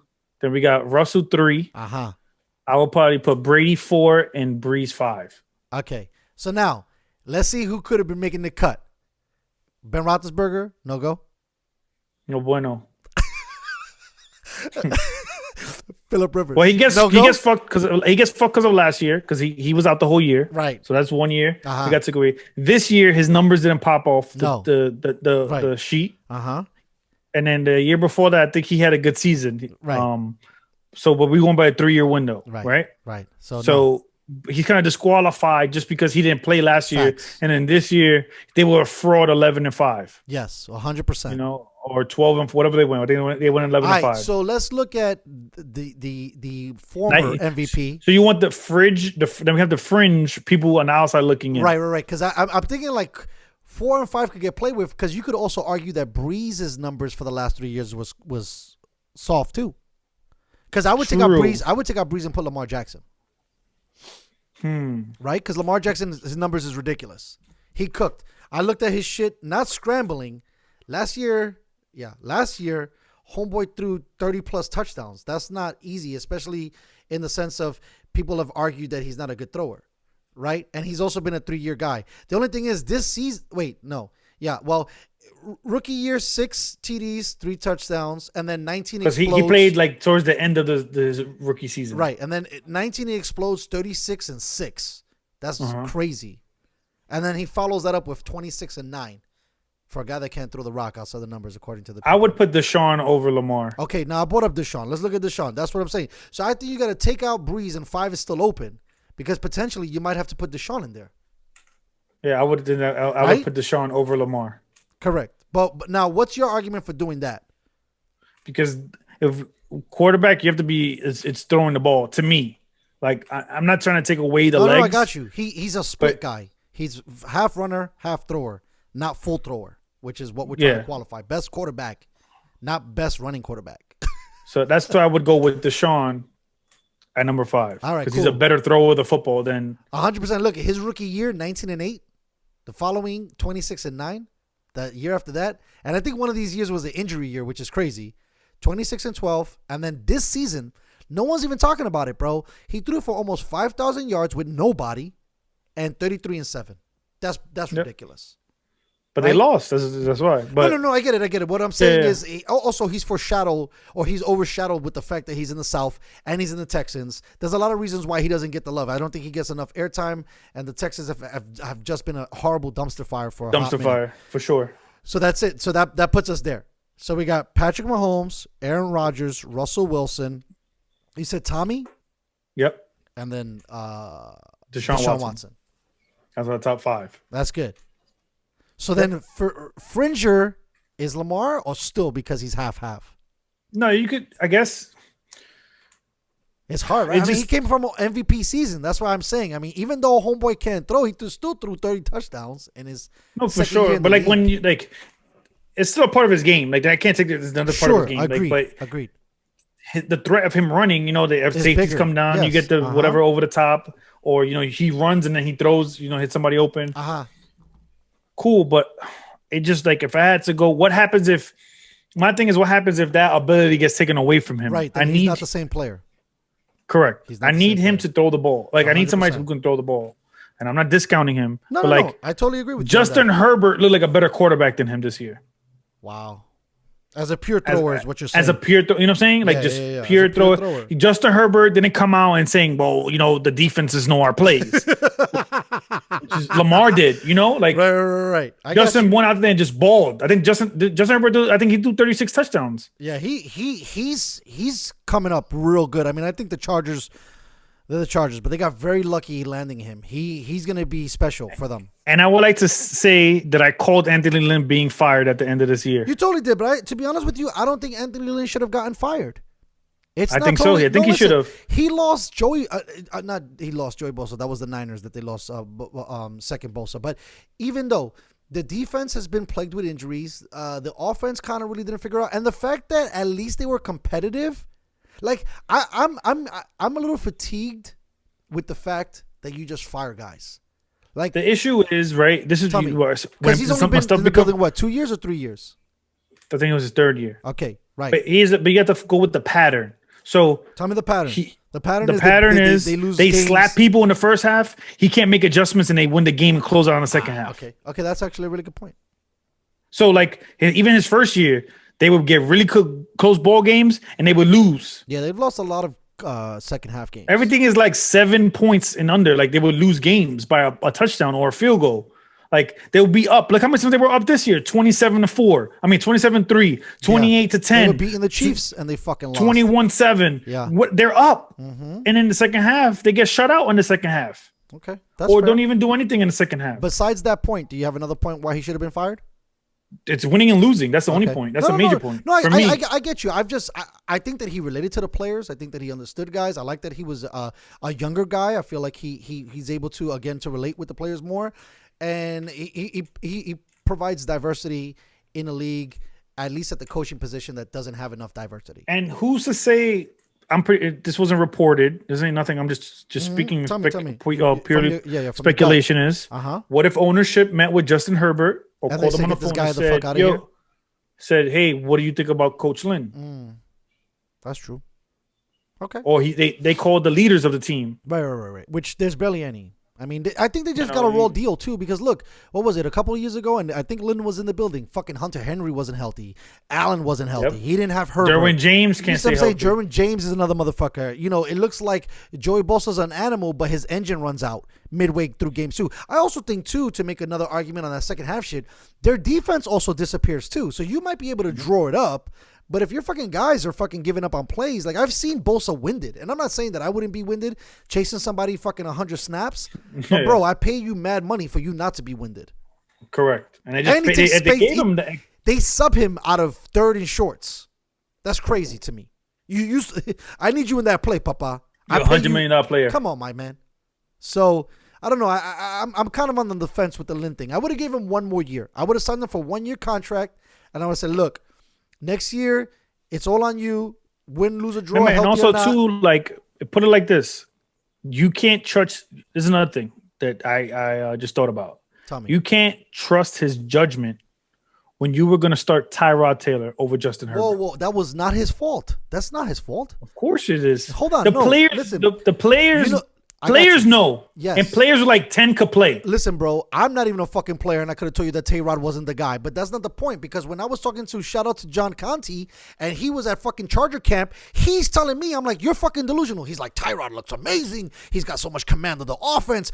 The players were buying into Tyrod. They were not buying into 10 at that point. And 10 was a rookie, and this is a fucking Bruce Arians thing, and it's kind of poisonous in the NFL. They don't respect rooks. They don't. They don't give a fuck what you did in college. So 10 could have came in fucking ripping up the field, but at the end of the day, Tyrod won the fucking job. So, and he didn't sign him. Fucking the ownership did, or the GM did. But it all depends on how you are the head coach. Your job is to evaluate the talent. Listen, you know who they should have fucking signed Fitzpatrick. That's what they should have signed. And that guy would have been fucking cooking for them. You know what I mean? Sure. But like, even it doesn't matter. Like, all right. So look at Russell Wilson, right? The year he came into the league, he was a rookie. Yeah. This is the best story ever. Tell me the story. I love the story. He came into the league. Was drafted 4th round. 5th round. Yeah. Late. Yeah. I think, like early 4th. I think he got drafted in 3rd round. Whatever the case may be, he got drafted late. He's a rookie. Yep. They signed homeboy from the Packers. I forgot what his name was. Yep. Nobody cares. They signed him to like $67 million. A lot of fucking money. For years. And he outplayed him. I got that. That sounds great. And Pete Carroll's a fucking man for pulling the trigger on that. But do you know how many other guys don't do that? Tons. For sure. A lot of teams, a lot of coaches don't take the risk. Again, you are the head coach. It falls on you. I don't think that that's true. I think that there's a lot of moving parts in that shit. And you're the head coach responsible doesn't at the end of the day. No, but that sucks, though, because that's not... It does suck, but that's what you sign up for. I got you, Daddy. But I feel like, look, if you're fucking Bill Belichick and you're like, fucking bench this motherfucker, you got way more control over the airwaves. If you're fucking Anthony Lynn and you've been a defensive coordinator your whole fucking life and this is your first fucking HC job and you say something, I'm like, nah. Go sit in the corner, Daddy, and go work on the fucking defense. This is who we're going with. That's how it works. Because the Chargers have been known for fucking meddling GMs. That's been their shit. For sure. So, anyways, we don't want to get too much of a tangent on whether or not Anthony Lynn got screwed over or not. What I wanted to bring in was another French player because we didn't get a chance to touch on this a little bit, and we are going to in a second. Now, where's Josh Allen? Because Josh Allen's got to be knocking on the door. We'll see. I gotta see. Okay, so look, if we're going, let's just for the shits and giggles, right? Let's think about 6. So Lamar's not 6. You put Breeze at 6. You have to leave. Well, now, yes, yeah. Over the last 3 years, yeah, right. So you leave Breeze 6, then you probably Lamar 7th. You got probably. You're not getting an Allen in there, even in the top 10, because at that point you can put Phillip Rivers at fucking 8. Don't forget, we can't forget about Dak. Dak's numbers look stupid, and Dak's a winner. They do. Actually, if we just no chips, he has to be into the argument probably higher because his numbers are crazy. Yeah, his numbers are stupid too. So it's like it's a lot of things. It's a lot of factors. Yeah, there is a lot of factors. But you could go Josh. You could throw Josh in there now just because of this season. Remember, if you go 3. No, but look, last season. Look, watch. You ready? 2018, 10-12. That's his rookie year. Yeah. He makes a jump in his sophomore year, 20-9, and then his motherfucking junior year, 37-10. So he almost threw for 40 touchdowns. That's beast mode. You don't think True. so? So he's up and coming. Not yet. Remember, we're using the 3-year criteria. My man is brutal. I'm gonna call him. I'm gonna call my friend Josh Allen and tell him, say, Josh, there's no love in the streets for you, daddy. Okay, if he wins he's this on his game, way. do you believe? Like, what are you gonna do? You gotta see a whole nother year of phenomenalness for you to even. I know phenomenalness is not a word, but another year of him performing at this level for you to be The high level. to put him in.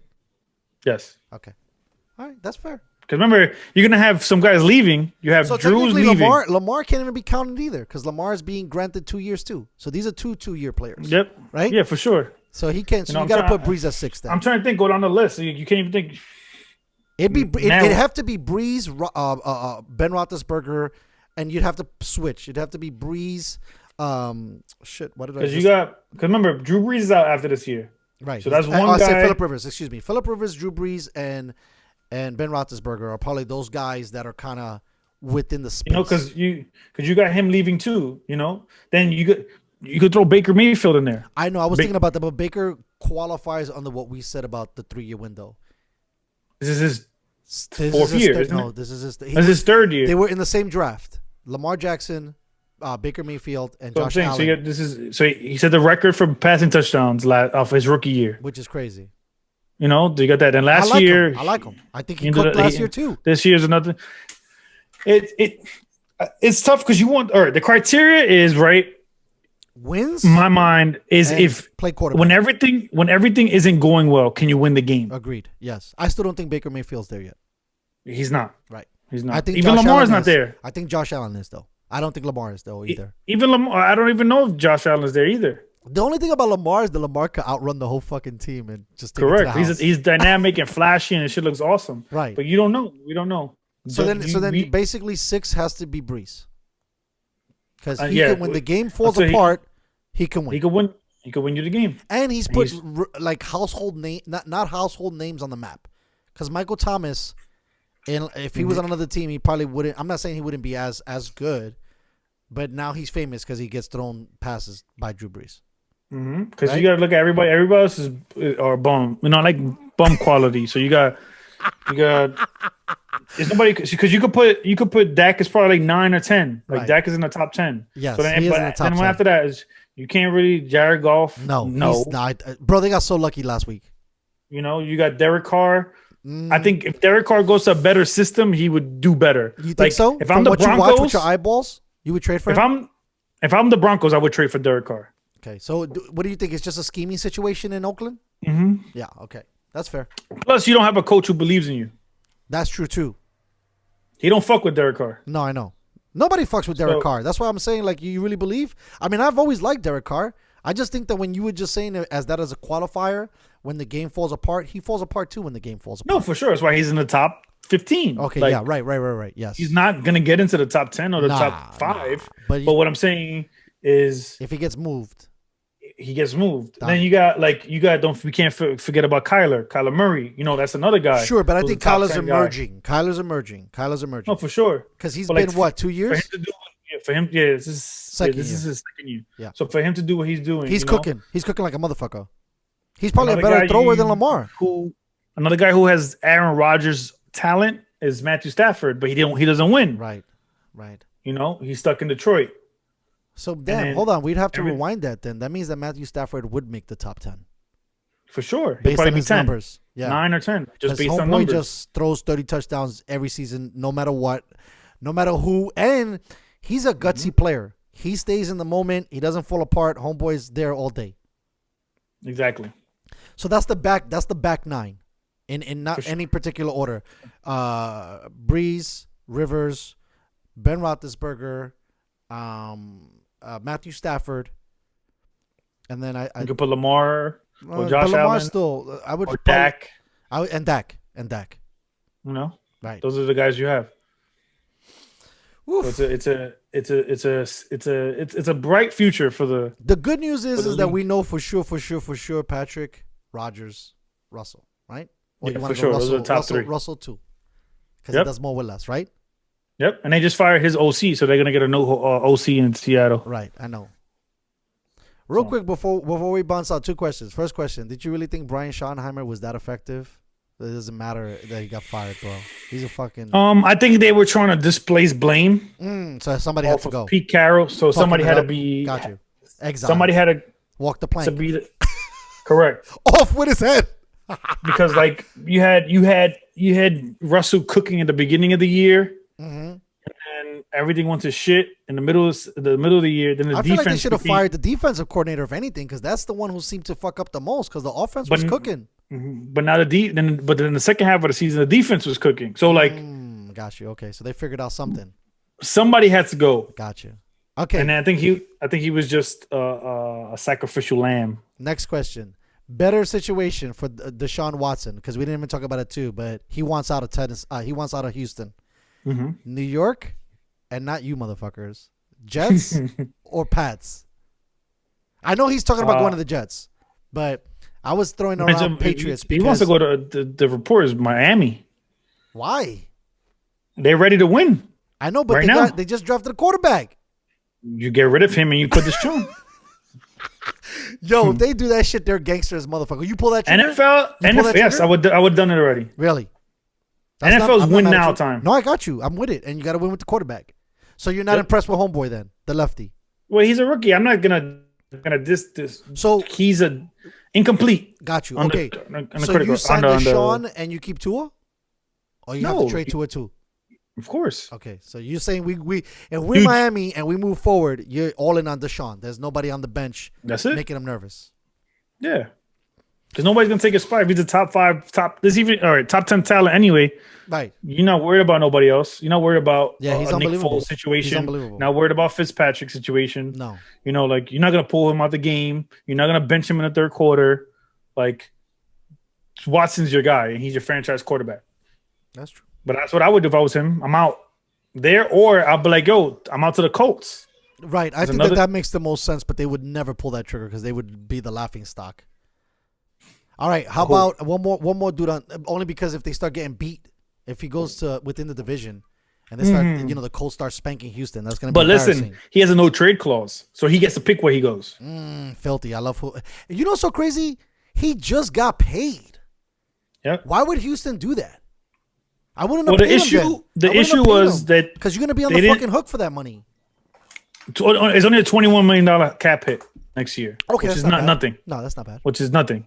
But they fucked up because like they hired a new GM. They fired the coach, and he didn't like the GM, right? Or they didn't advise him on who they hired. They didn't advise him. This is okay, but if he's telling you he wants Eric Bieniemy, go get him fucking Eric Bieniemy. Bro, why? First of all, I don't know why the Jets didn't even pull the trigger on this. Why is Bieniemy still unemployed? Like, why is Homeboy still interviewing for jobs? Interviews. It's ridiculous. Yeah, I don't get it. It's ridiculous. I don't get it. He should have been hired. Number one, head coach right out the gate. No questions asked. I get him in the building. I say, buddy, what is it that I need you to do so that you move your family right now? I don't even need you to leave. What is it that you need from me? I don't know why the Chargers didn't get him. I don't know why any team hasn't signed this guy. Because look what he's done with a young QB and Patrick Mahomes. Brilliant. Now you got a young QB with Justin Herbert. You can be everywhere. You could argue that Denver's a great place. You could argue that LA is a good place. You could argue that New York's a good place. Like there's tons of places that homeboy for him his two pieces should have been his two destinations should have been the Chargers and the Texans. If I'm him, yes, because you have two quarterbacks. The cornerstone, you need a quarterback, and you have two of them. You have Justin Herbert and you have Deshaun Watson. And you already dealt with a young Patrick Mahomes. So you already know the growing pains when you get there with Justin Herbert are going to be. I totally explain to him, Patty Mahomes had an issue with this defense because he saw it this way. With Deshaun, he's already more developed. So you're like, hey, you're doing less. You're probably developing the other players, the wide receivers, the tight ends, the running backs. Exactly. You don't got to worry about so much. Exactly. Worry about the defense more than the offense. That's crazy. By the way, to be the sneaky good play if he doesn't get a job, I hire him in Seattle, or I hire him wherever there's an offensive coordinator opening. You gotta hire that guy. I will go and pay him more, like close to head. Yes, like what you said before. You play your OC and your D and your D coordinators big money so you could keep them. You know what I mean? So you don't lose them, because the Chiefs arguably have 3 head coaches, because Spagnuolo ain't no bum either. Homeboys won 3 fucking chips as a DC. Like you gotta show the love. Breaking news right now. What do you got? Who? Jags hire Urban Meyer. Nice. Thank God that we. So it was. They were official. flirting with him. Okay. At least we can tie that out. One more before we get into the picks for the weekend. J.J. Watt wants out of Texas. The best place for him. New England. Everybody's going to New England. Well, the Patriots for me. If I'm the Patriots, I'm shopping. I'm like, bro. First of all, they're not going to hit in the draft. They're not. There's nobody there. So let's start hiring some free agents. Bill Belichick has been a proponent of never like moving off players before they. That's true. You're right. You're right. He might think JJ's too old. Watt is already done. Not done in the sense he could probably Sure. His best years are behind him. Let's say. Oh, sorry. Just backtrack real quick. Go. Talk about Watson. You know where you could go to? Where? San Francisco. Facts. By the way, he could write his own ticket right now because he could go to a lot of spots. But SF would be amazing because they quietly have a lot of really good players on offense. Yep. A lot. All right. Now going back to Watt. JJ Watt. He would probably have to go to a team that the defense is stacked. If I'm him, you really want a funny thing? You know where I would go if I'm him? Steelers. Let me see if I guess. Going to Steelers with his brother. Thank you. Yes. And there's two of them. The fullback is there and the brother's there. Yep. Get the whole family. All three of them. Sign them all. Fuck it. And you probably get JJ on a discount. For sure. Right? Hey, you want to play with your brother? Him, yeah. And then you could play him third down specialist. That way we can fucking make you last or forever. second and long. Yeah, you know, all like that shit. And all you got to do is run and kill the quarterback. I don't need you to cover. I don't need you to run after the running back. You are specifically in passing downs only. And we're talking about, or I've seen people saying, do the package deal with Watson. I know. With who? To who? With no, you trade Deshaun and TJ Watt. JJ Watt together to the Dolphins. And you give them another first round pick. And they get Tua and they get the first. That's what Miami's sending over, let's say, to Texas. Correct. Wow. Because this draft, Texans don't have a first round pick. Right, I know they fucked that up too because it goes to Miami. Right, idiots. And that's a top 5 pick. So now you can go get the Deontay Smith. Right. Kid. If I'm not mistaken, he's going to the.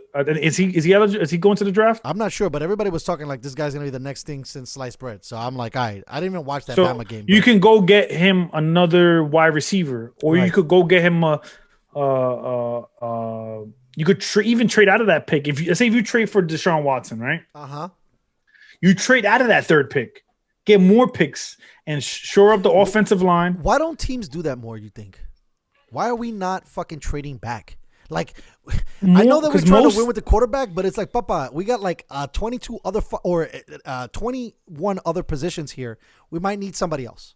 The issue is that most teams who have good quarterbacks aren't in the top 5 or top 10. I get that, but if you're in the top 3 or 4, right? Usually those players don't hit. If you're not 1, you might as well trade out. Because at 1 you get to pick anybody you want, basically. At 3, 4, 5, I mean, you're getting lucky at that point. Why not trade back? Get 2 2s and a 3, or switch positions and maybe get the 32nd first pick and then get something on the back end on the second. I just don't know why people don't use the draft picks. They'll trade a player for a draft pick, but they won't trade draft picks for draft picks. Doesn't make any sense to me. It all depends on what, like if the Jets. They should totally trade back. Back. Yeah. So if I'm the Jets, right, you keep Sam Darnold, you hire Eric Bieniemy. I love that. See, I like when you talk like that. Talk to me dirty. Go ahead. And then you trade out of the top 2 pick, and you get 2 2s, 4 3s, like something. Right. Something good. Something along those lines. You get somebody's won this year too, but you trade further back in the draft. So let's say the Colts need it because the Colts are gonna. Yeah. Well, if the Colts move to the second spot and they draft Justin Fields, Phillip Rivers looks like he's not coming back. No. You get a young QB. Your defense is still solid. You could move up in the draft. They just lost their tackle. Oh, their guard, Costanzo retires. The Colts guard offensive lineman retired this year. So that could be a spot, Who knows? Who knows what they do? All right. Well, that's at least that's a lot of good stuff for us to look at. That's why I love the NFL because it seems like there's always so much movement in the offseason, right? Like you see guys and they end up in so many different places. That to me is like the fun part of the NFL is the offseason, because you get to like guess and see who's gonna go where and what's gonna happen. Play and then, GM. Yeah, and then it gets happening, and then you get to really see it in real life, which I think is awesome. But that's gonna conclude the quarterback segment. Let's make sure that everybody that's still with us listens. So we got Patrick at 1, Russell at 2, Rodgers at 3, Brady at 4, and who was 5? Deshaun. Thank you. All right, so let's move on. We got an easy 4 games to pick real quick, and then we're gonna do one more thing and we'll get out of here. So this week, the Saturday game says Pacific. So you guys are good, man. I wish I was back on the East Coast, because you guys all the late games. I always got to get up early, but this is not too early. So it's I think what is it, a 4:35 start for you guys, right? Because it's a 1 so for us 1 here. o'clock for you, 1:30 for you. The number 1 seed plays the 6th seed, and usually that's the wild card. So the wild card goes up. The Rams play the Packers in Green Bay, and Green Bay is the number 1 scoring offense versus the Rams, who are the number 1 scoring defense. What do you got? If it's gonna be, I gotta check the weather on this. By the way, it's real gonna be quick while we're talking shit, bring up the spreads, because the Vegas. I can't believe we picked Seattle so hard last week, bro. Now looking back at it, I was like, man, we should have totally took fucking the Rams to cover that game, and we would have won that motherfucker. For sure. Leagues. It's gotta be, if it's 10, then you cover. All right, so we got Packers. I'll favor 7. 7 points. Yeah, they favor by 7. I'm gonna take the Rams to cover for sure. Yes. I think 7 is too much. Aaron Donald said he's gonna play. Jared Goff is playing. The only thing that scares me is I want to know the temperature of the game at kickoff, because if it's in the frozen tundra, it doesn't say. It's still gonna be cold regardless, bro. No, for sure it's gonna be cold. It's just whatever if it cold snows. is. Compare from LA to Right. the frozen tundra. Well, they didn't go from LA. They went from Seattle, so technically they were cold too. Remember, they were a road team, so they go. True, but Seattle's not Wisconsin. That is a fact. So like, I'll probably go with the Rams to cover. I could see Aaron Rodgers doing some miraculous shit in a 2-minute drill. Yeah. And Mason Crosby kicks a field goal to win the game. Yeah. So I'm going to probably go with Rams to cover, Packers win, and my outstanding player is probably going to be – I'm going to go with Devontae Adams, because it's going to be a fun matchup to see him and Ramsey go at it. 100%. And he's probably going to I think Ramsey potentially takes away Devontae in this game. But that being said, I'm going to go opposite. Because it's 6, I think that's fair enough. I think Rodgers, and they had a week off, I think they're going to cook these dudes bad. I think that the Rams struggled for the first 2 quarters. They got lucky that their quarterback basically got killed, and they let Jared Goff back in the building. And if you watch the Rams play offense, they're terrible. If it wasn't for that rookie really catching fire, in the running game, I don't think the Rams have an offense. And I think that the Packers actually have a defense. They still got the Smiths brothers. I like what LaFleur has done there. I'm gonna take the Packers, and I'm gonna take the 6, and I'm gonna take Aaron Rodgers, because Aaron Rodgers gets no love, and I'm not a fan of him. But nobody's a better competitor than him. And at home, with a little cold, he's gonna be good. He's gonna put the hoodie on. It's gonna be a wrap. All right, so we're gonna move to the next game, and I think the next game is potentially the game of the week, if not one of the games of the year, bro. Low key, we should do a live stream watching this game. That would be fire. I'm totally down. That's a potential. All right, guys, if you're listening, we'll tease it out. That might be fun watch as that shit. game. Yeah, we'll do the All whole. right, so we got the Ravens on the road to Buffalo, and Buffalo's favored by 2.5. So let me think what you think I would pick. Who do you think I'm taking? I think you're gonna go with your man. You love Josh Allen. Facts, Papa. NYC in the building. And 2 points, that's pretty good. I'll take that. 2.5. That's still So the field great. goal. Yeah, I'll still take that shit. Bills all day. That's my guy. I think Allen is gonna show up. I think the standout for me in this game is gonna be Stephon Diggs. I don't think that they got anybody who could cover homeboy. He's unbelievable. I can't say enough. I still think outside of what the coach did in Miami, I think the Bills head coach should be considered for head coach of the year. I think that Josh Allen is a top 5 talent, and I'm taking them all day. The only thing that sucks is fucking Lamar Jackson can run to the house, but my boys sure. are coverable. But yeah, I'm gonna take Buffalo's defense Bills is and good. Josh. Yeah, they are. They're better than Tennessee. Apparently, I can't believe we got holes on that pick too. By the way, fuck you, Tennessee. All right. you got? Just for shits and giggles, I'll go opposite. Yeah, for sure. We'll hedge. All right, that sounds good. So Ravens. I'll probably take Baltimore to cover. Uh-huh. I'll take them to. Matter of fact, I'm gonna take Baltimore to win the game. Yeah, let's go. I think Lamar winning last week, coming from behind, is gonna give him a confidence boost. Mm-hmm. You know, it's a yep. So I just hope them, stomping on the logo of Tennessee. Yeah, it doesn't come back and bite them. Mm-hmm. Doesn't think they're too good. Well, Marcus Peters is a fucking crazy dude. So Marcus Peters is a head case. I love him to death. He's one of my favorite. That could be like the rah-rah speech for the Bills. Like, look, we don't want to beat Tennessee type of thing. Like, we're gonna protect home field. I forgot to say this. Buffalo is 11-3 in home playoff games in team history. I don't know if that's helped. By the way, they haven't been to the playoffs in 26 years. So for sure. This statistic their name is fucking... Boy I Love Losing Super Bowl. So we'll see how that works out. All right. So this is, what's so funny? These are really fucking good games, bro. I'm gonna be like stroking the meat on the low. Sunday, 4:05 for you guys. The Browns come to KC to play the Chiefs. What do we got here? And then what's the spread on that? 10? Chiefs. Fuck. Chiefs are favored by 10. Andy Reid is 7-0. Has a 7-0 career record as the head coach versus Cleveland. And he's like the most. He's like the best bye week coach ever. Is he really? His bye week record is like 16-1. Like, he has a ridiculous bye week record. Christ. I think I'm gonna go with the Browns to cover this game. Got you. 10 is a lot in the playoffs. 100%.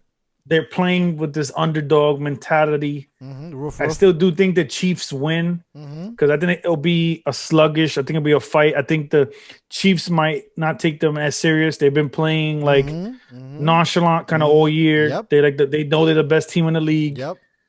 And it could bite them. Yep. In the ass. I'm gonna go with the outstanding player of this game. Is probably gonna have to be Nick Chubb.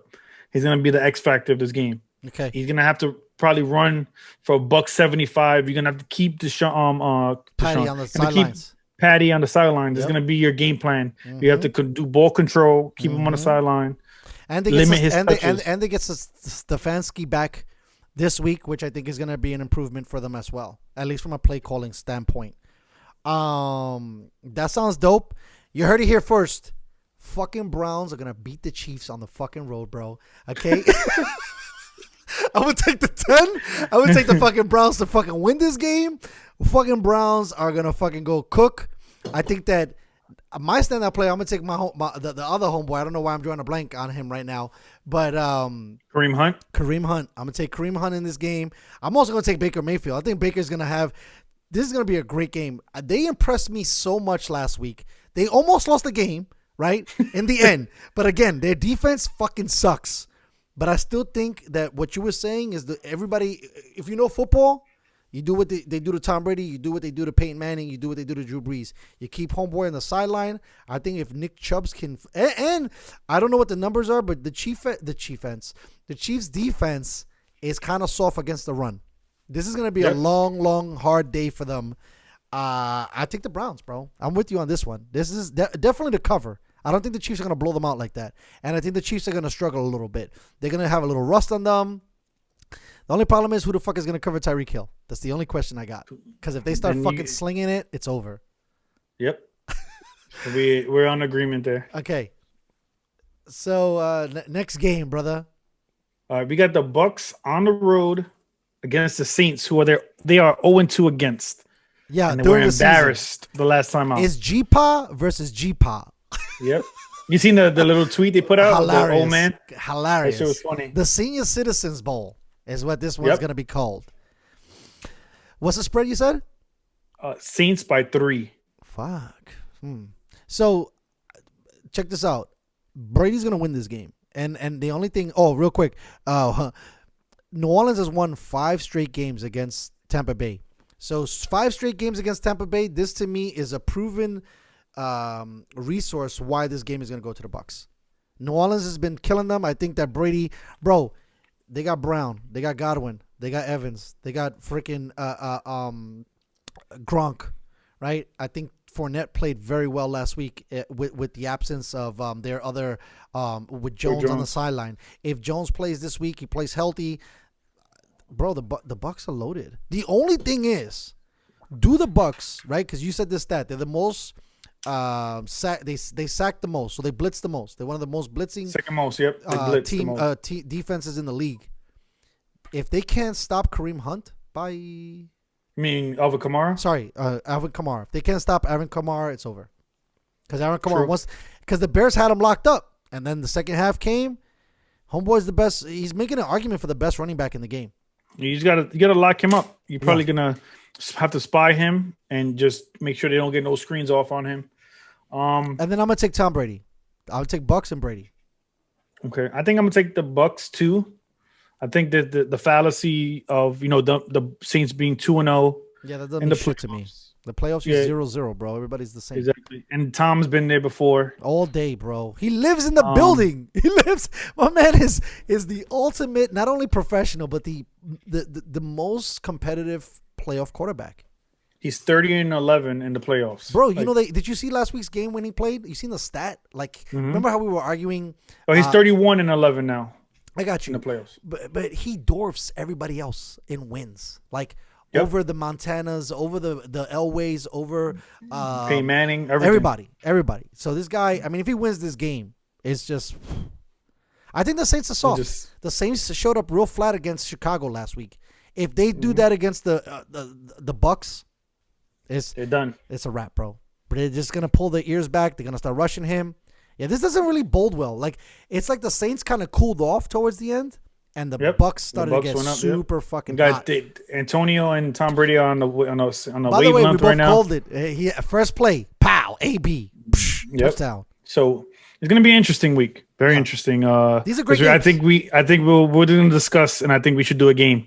Yeah, I'm totally down, bro. And we'll get the kids. We'll get the girls. I'll get my kids, and we'll have fun. They can photobomb the shit out of it, and we'll just talk shit the whole time. That's it. Yeah, I think that's cool. Right, so let's. All right, so now switching gears. So a quick little topic we wanted to talk about, because I have mixed emotions about this film. We're talking about Tenet. Okay, Christopher Nolan is my favorite director, probably of all time. I wouldn't go that far, but he's up there. He's top 3. He's one of them. Yes, except for me. Scorsese. For you can love him. Yeah, Scorsese, and I was gonna say all the greats. John Favreau. What's homeboy Pulp Fiction? That's probably the guy. He's on the Mount Rushmore. Yeah, Quentin Tarantino. So Tenet. What was your? So give me your review. All right, I saw it the first time and I saw it on bootleg, right? And sorry to all you actors and stuff. I just can't wait. And I think COVID was popping down. I had to watch it. I don't know what happened. I watched it the first time. I did not like it. Now, that could have also been because I watched it on bootleg. Watched it again with the missus. I liked it much more. Obviously, sound was fantastic, settings and all that stuff, but it was a very confusing film. Overall, I would say it's definitely not his best. It's not better than Interstellar or Inception, but he still delivers. I would say I would give it like a 7.5. But I also think that, and this is gonna sound like a shot, I don't know if Denzel's kid was the right character. So I think the casting was weak.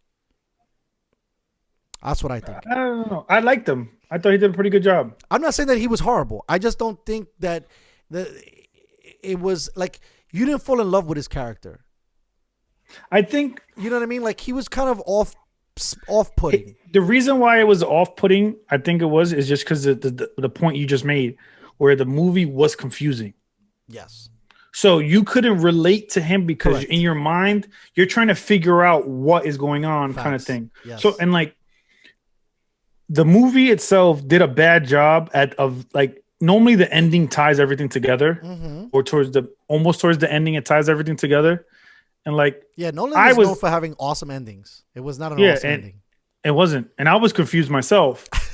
And I was like, My girl's asking me questions, and I'm like, I don't Ooh, know yet. I don't like know, I'm boo. still trying to figure it out. Like, and I kind of got it, and then I'm like, spoiler alert. Yeah. Oh, by the way, all of our reviews full of spoilers, folks. Alert. Like, okay, they found this staff thing that can control time, kind of, or he can like end all humanity. Like, it was just a weird. It was too out there. It was too out there. Like, there was so many things to wrap your head around, right? It's like time travel, and then where does time travel come from? And then we got bullets that go backwards, and then time travel isn't backwards. And like, again, I think the same thing that we talked about last week with Wonder Woman. There was just so much going on that you really couldn't tie your head around one specific part of the narrative. Correct, but I was just disappointed because he does a good job of tying everything together. Mm-hmm.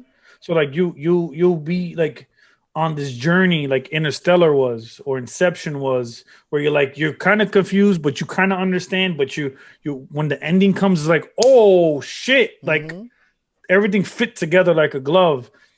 And then this didn't. Like, I think he was trying to do that with Robin Pattinson. I was another guy who I thought was a weak casting. You know, he tried to tie them in together where, like, all right, he was the one who was helping him out the entire time. Mm-hmm. Like, he was always ahead of him, kind of thing. He knew everything that was going on. And, like, his character wasn't really defined that well to me, like, to really understand. Like, he was working with him, but then he was ahead of him the whole time. So it was. I also thought that the young lady that they picked was weak sauce. I thought the villain that they picked was weak sauce. Like, I wasn't afraid of him. I kind of felt her a little bit, but she was very off-puttish. You know who she reminded me of? She reminded me of a little bit of like Sophie Turner. Just like, who's that? The girl from Dark Phoenix. She played. Okay. Yeah. I didn't.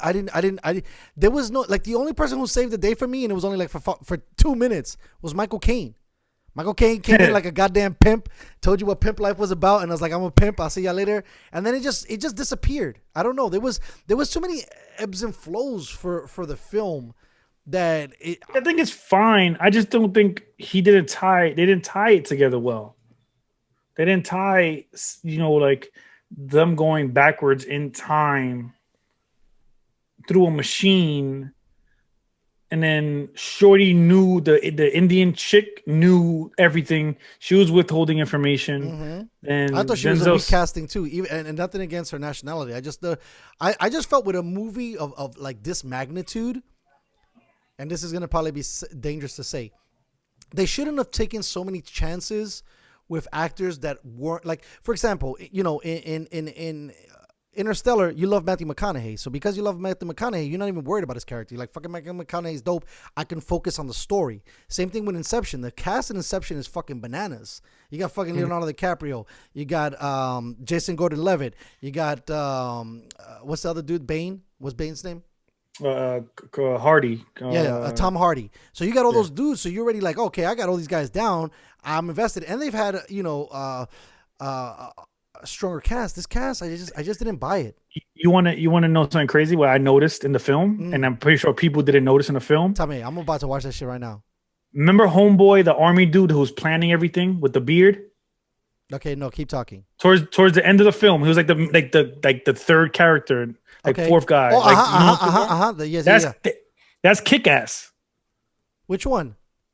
The dude with the British voice. But I'm saying people, like, I'm pretty sure people didn't notice too, that. He's weak sauce too. I'm like, you got, like, we needed. First of all, let's rewind the tape a little bit.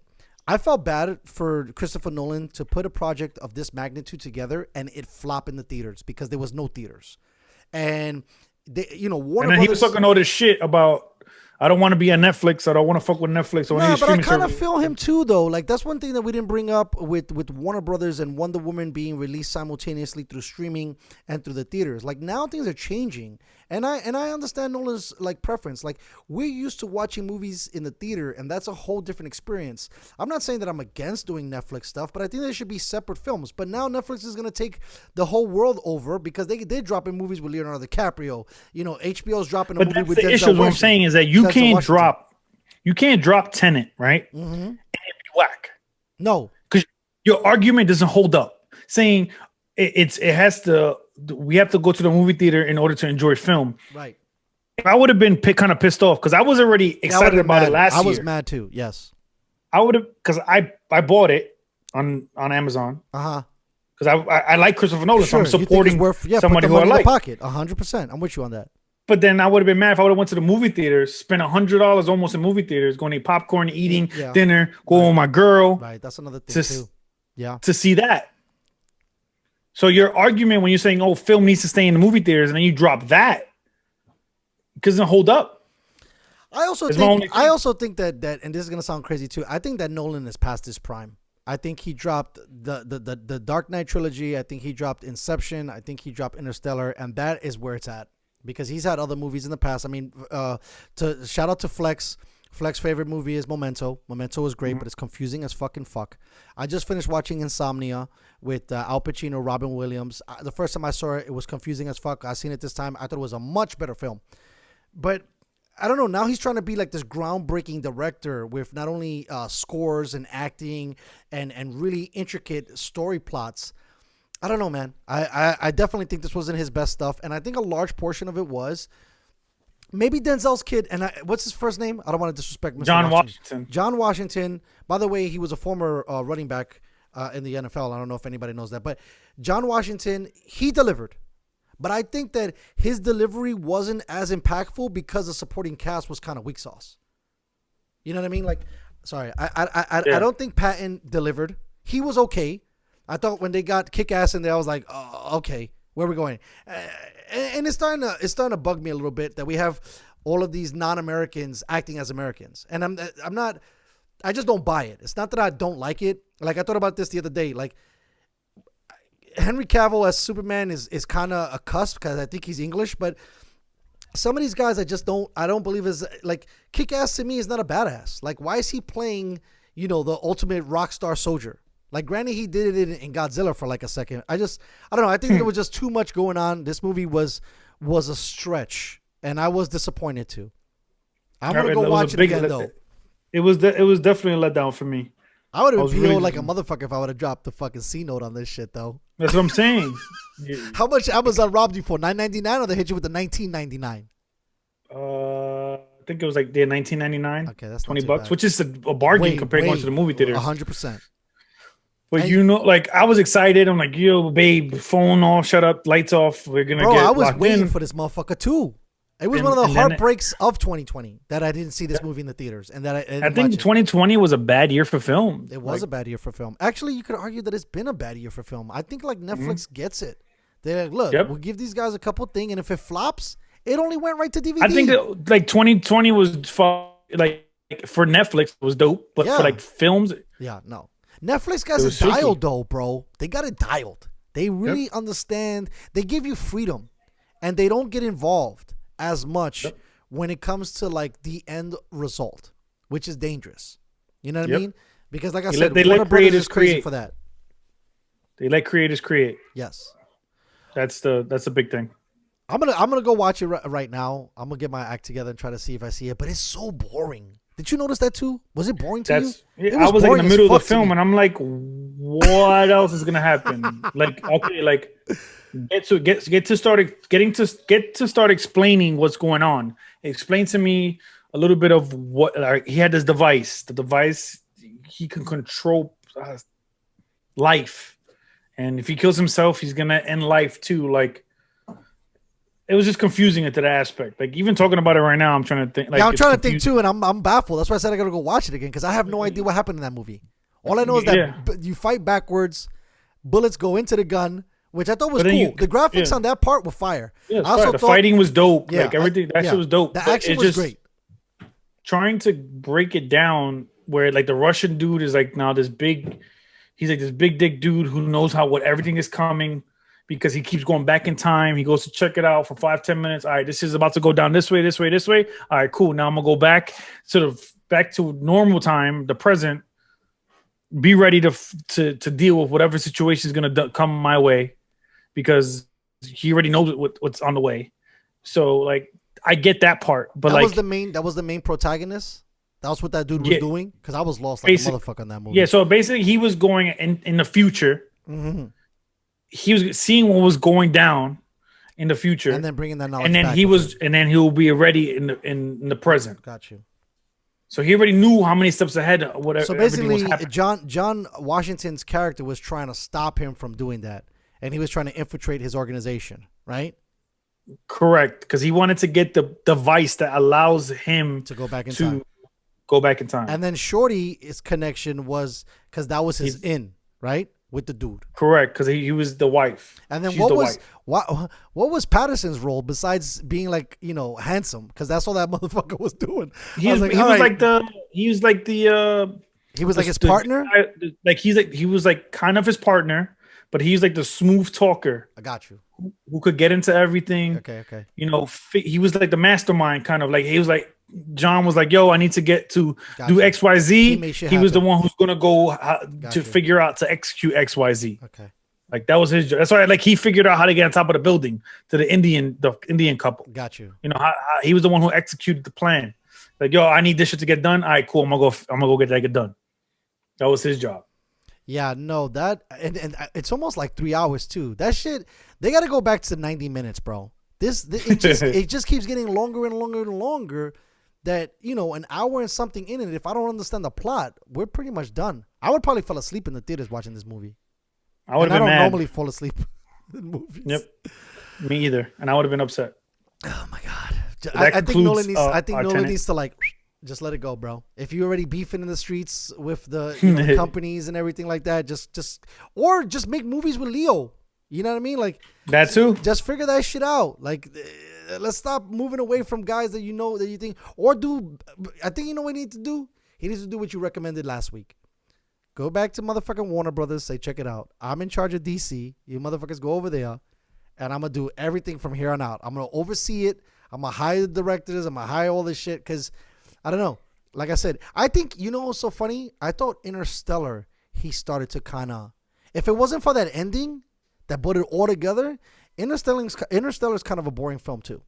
It's not as sick as Inception. Because Inception, you're like, holy fuck, and the soundtrack's so good, and Leo's jumping all over the fucking place. And they literally have like sub stories within the story, right? Like you got the girl that's making the puzzles, and she goes into Leo's head, and you got Leo running around, and you got Tom Hardy fucking trying to figure it out. Like there was so much there that I felt like in Interstellar, I was lost in Interstellar for like an hour in the middle, and I think now he's just kind of lost his shit. Too bad for John Washington. I mean, I thought he delivered an okay performance. I just thought that they could have had a little bit better situation. Also, you know what I thought too that fucked with me too? I don't know if it fucked with you, and we'll leave it out on this. His height blew me up. Like, they should have put him on stilts or something. Because he looked so short next to Homeboy? Yeah, he looked short against a lot of people. He looked short against the girl. He looked short against the villain. Now, granted, if you're trying to build intimidation, but he even looked as short with Patterson. Like, he just looked like a small fry. And I'm a small fry, too. But Tom Cruise never looks small in movies. Rocky never looks small in movies. Like, so they know how to do camera tricks and how to make guys look, taller. They make sure that the lead character looks dominant, kind of. And that's the best way to say it. I don't think that the lead character was dominant, and that's why I thought it was a bad casting. Like, he didn't steal the show for me. He didn't blow it away. And for him, coming I could see that of Denzel's, loins, he didn't bring a Denzel fucking. He didn't take the lane performance. Like that. Yeah, no. Like Denzel probably would have did a fire-ass job. I was just gonna say that. I would have got Denzel. Why? No offense to John, but I'm like, let me talk to the president. I don't want to talk to the vice president. Get me in charge with the NIHIC. You know what I mean? Like, where we at? True. I agree, man. I agree. The film was weird. So 2 weeks in a row, we got some weird ass shitty films. Like I said, bro, it's been rough. They don't make, if it ain't Netflix. You know what movie was good? And we'll end it here. That Netflix has, The Old Guard. Again, I couldn't fuck with it. You really? I thought that movie was dope. I like Extraction better. Extraction was dope too because he was just killing everybody. Boom! I don't need no story, Papa. Just murder everybody. Also, too, the Russo brothers who did Avengers 3 and 4 are just fantastic, and they really understand action. They understand plot, and Chris Hemsworth is amazing, bro. I've never seen a bad movie with this guy. He's really good. True. I was just watching Huntsman, Snow White and the Huntsman. That movie's trash. But because of him, I was like, let's go, bro. Keep swinging the axe, Thor. You know what I mean? For sure. All right, what do we got for the folks on the sidelines? Who's still in here with us? Anything? We had 2 people in here, 4 likes, not too bad. All right. Any comments before they dipped out? We had I completely agree with the social media shifted its core mission. Cool. And then we got you always need to read the headlines of got you. Of stuff. No, you read the article. All right, cool. Well, we'll see. That's where we at right now. We do a live stream Saturday, but Hollow, thanks so much for coming out, pick man. a game. Yeah, bro. For sure. All right, buddy. I'll talk to you soon. All right. Peace out. All right. Oh, wait. Peace out, folks. Yeah.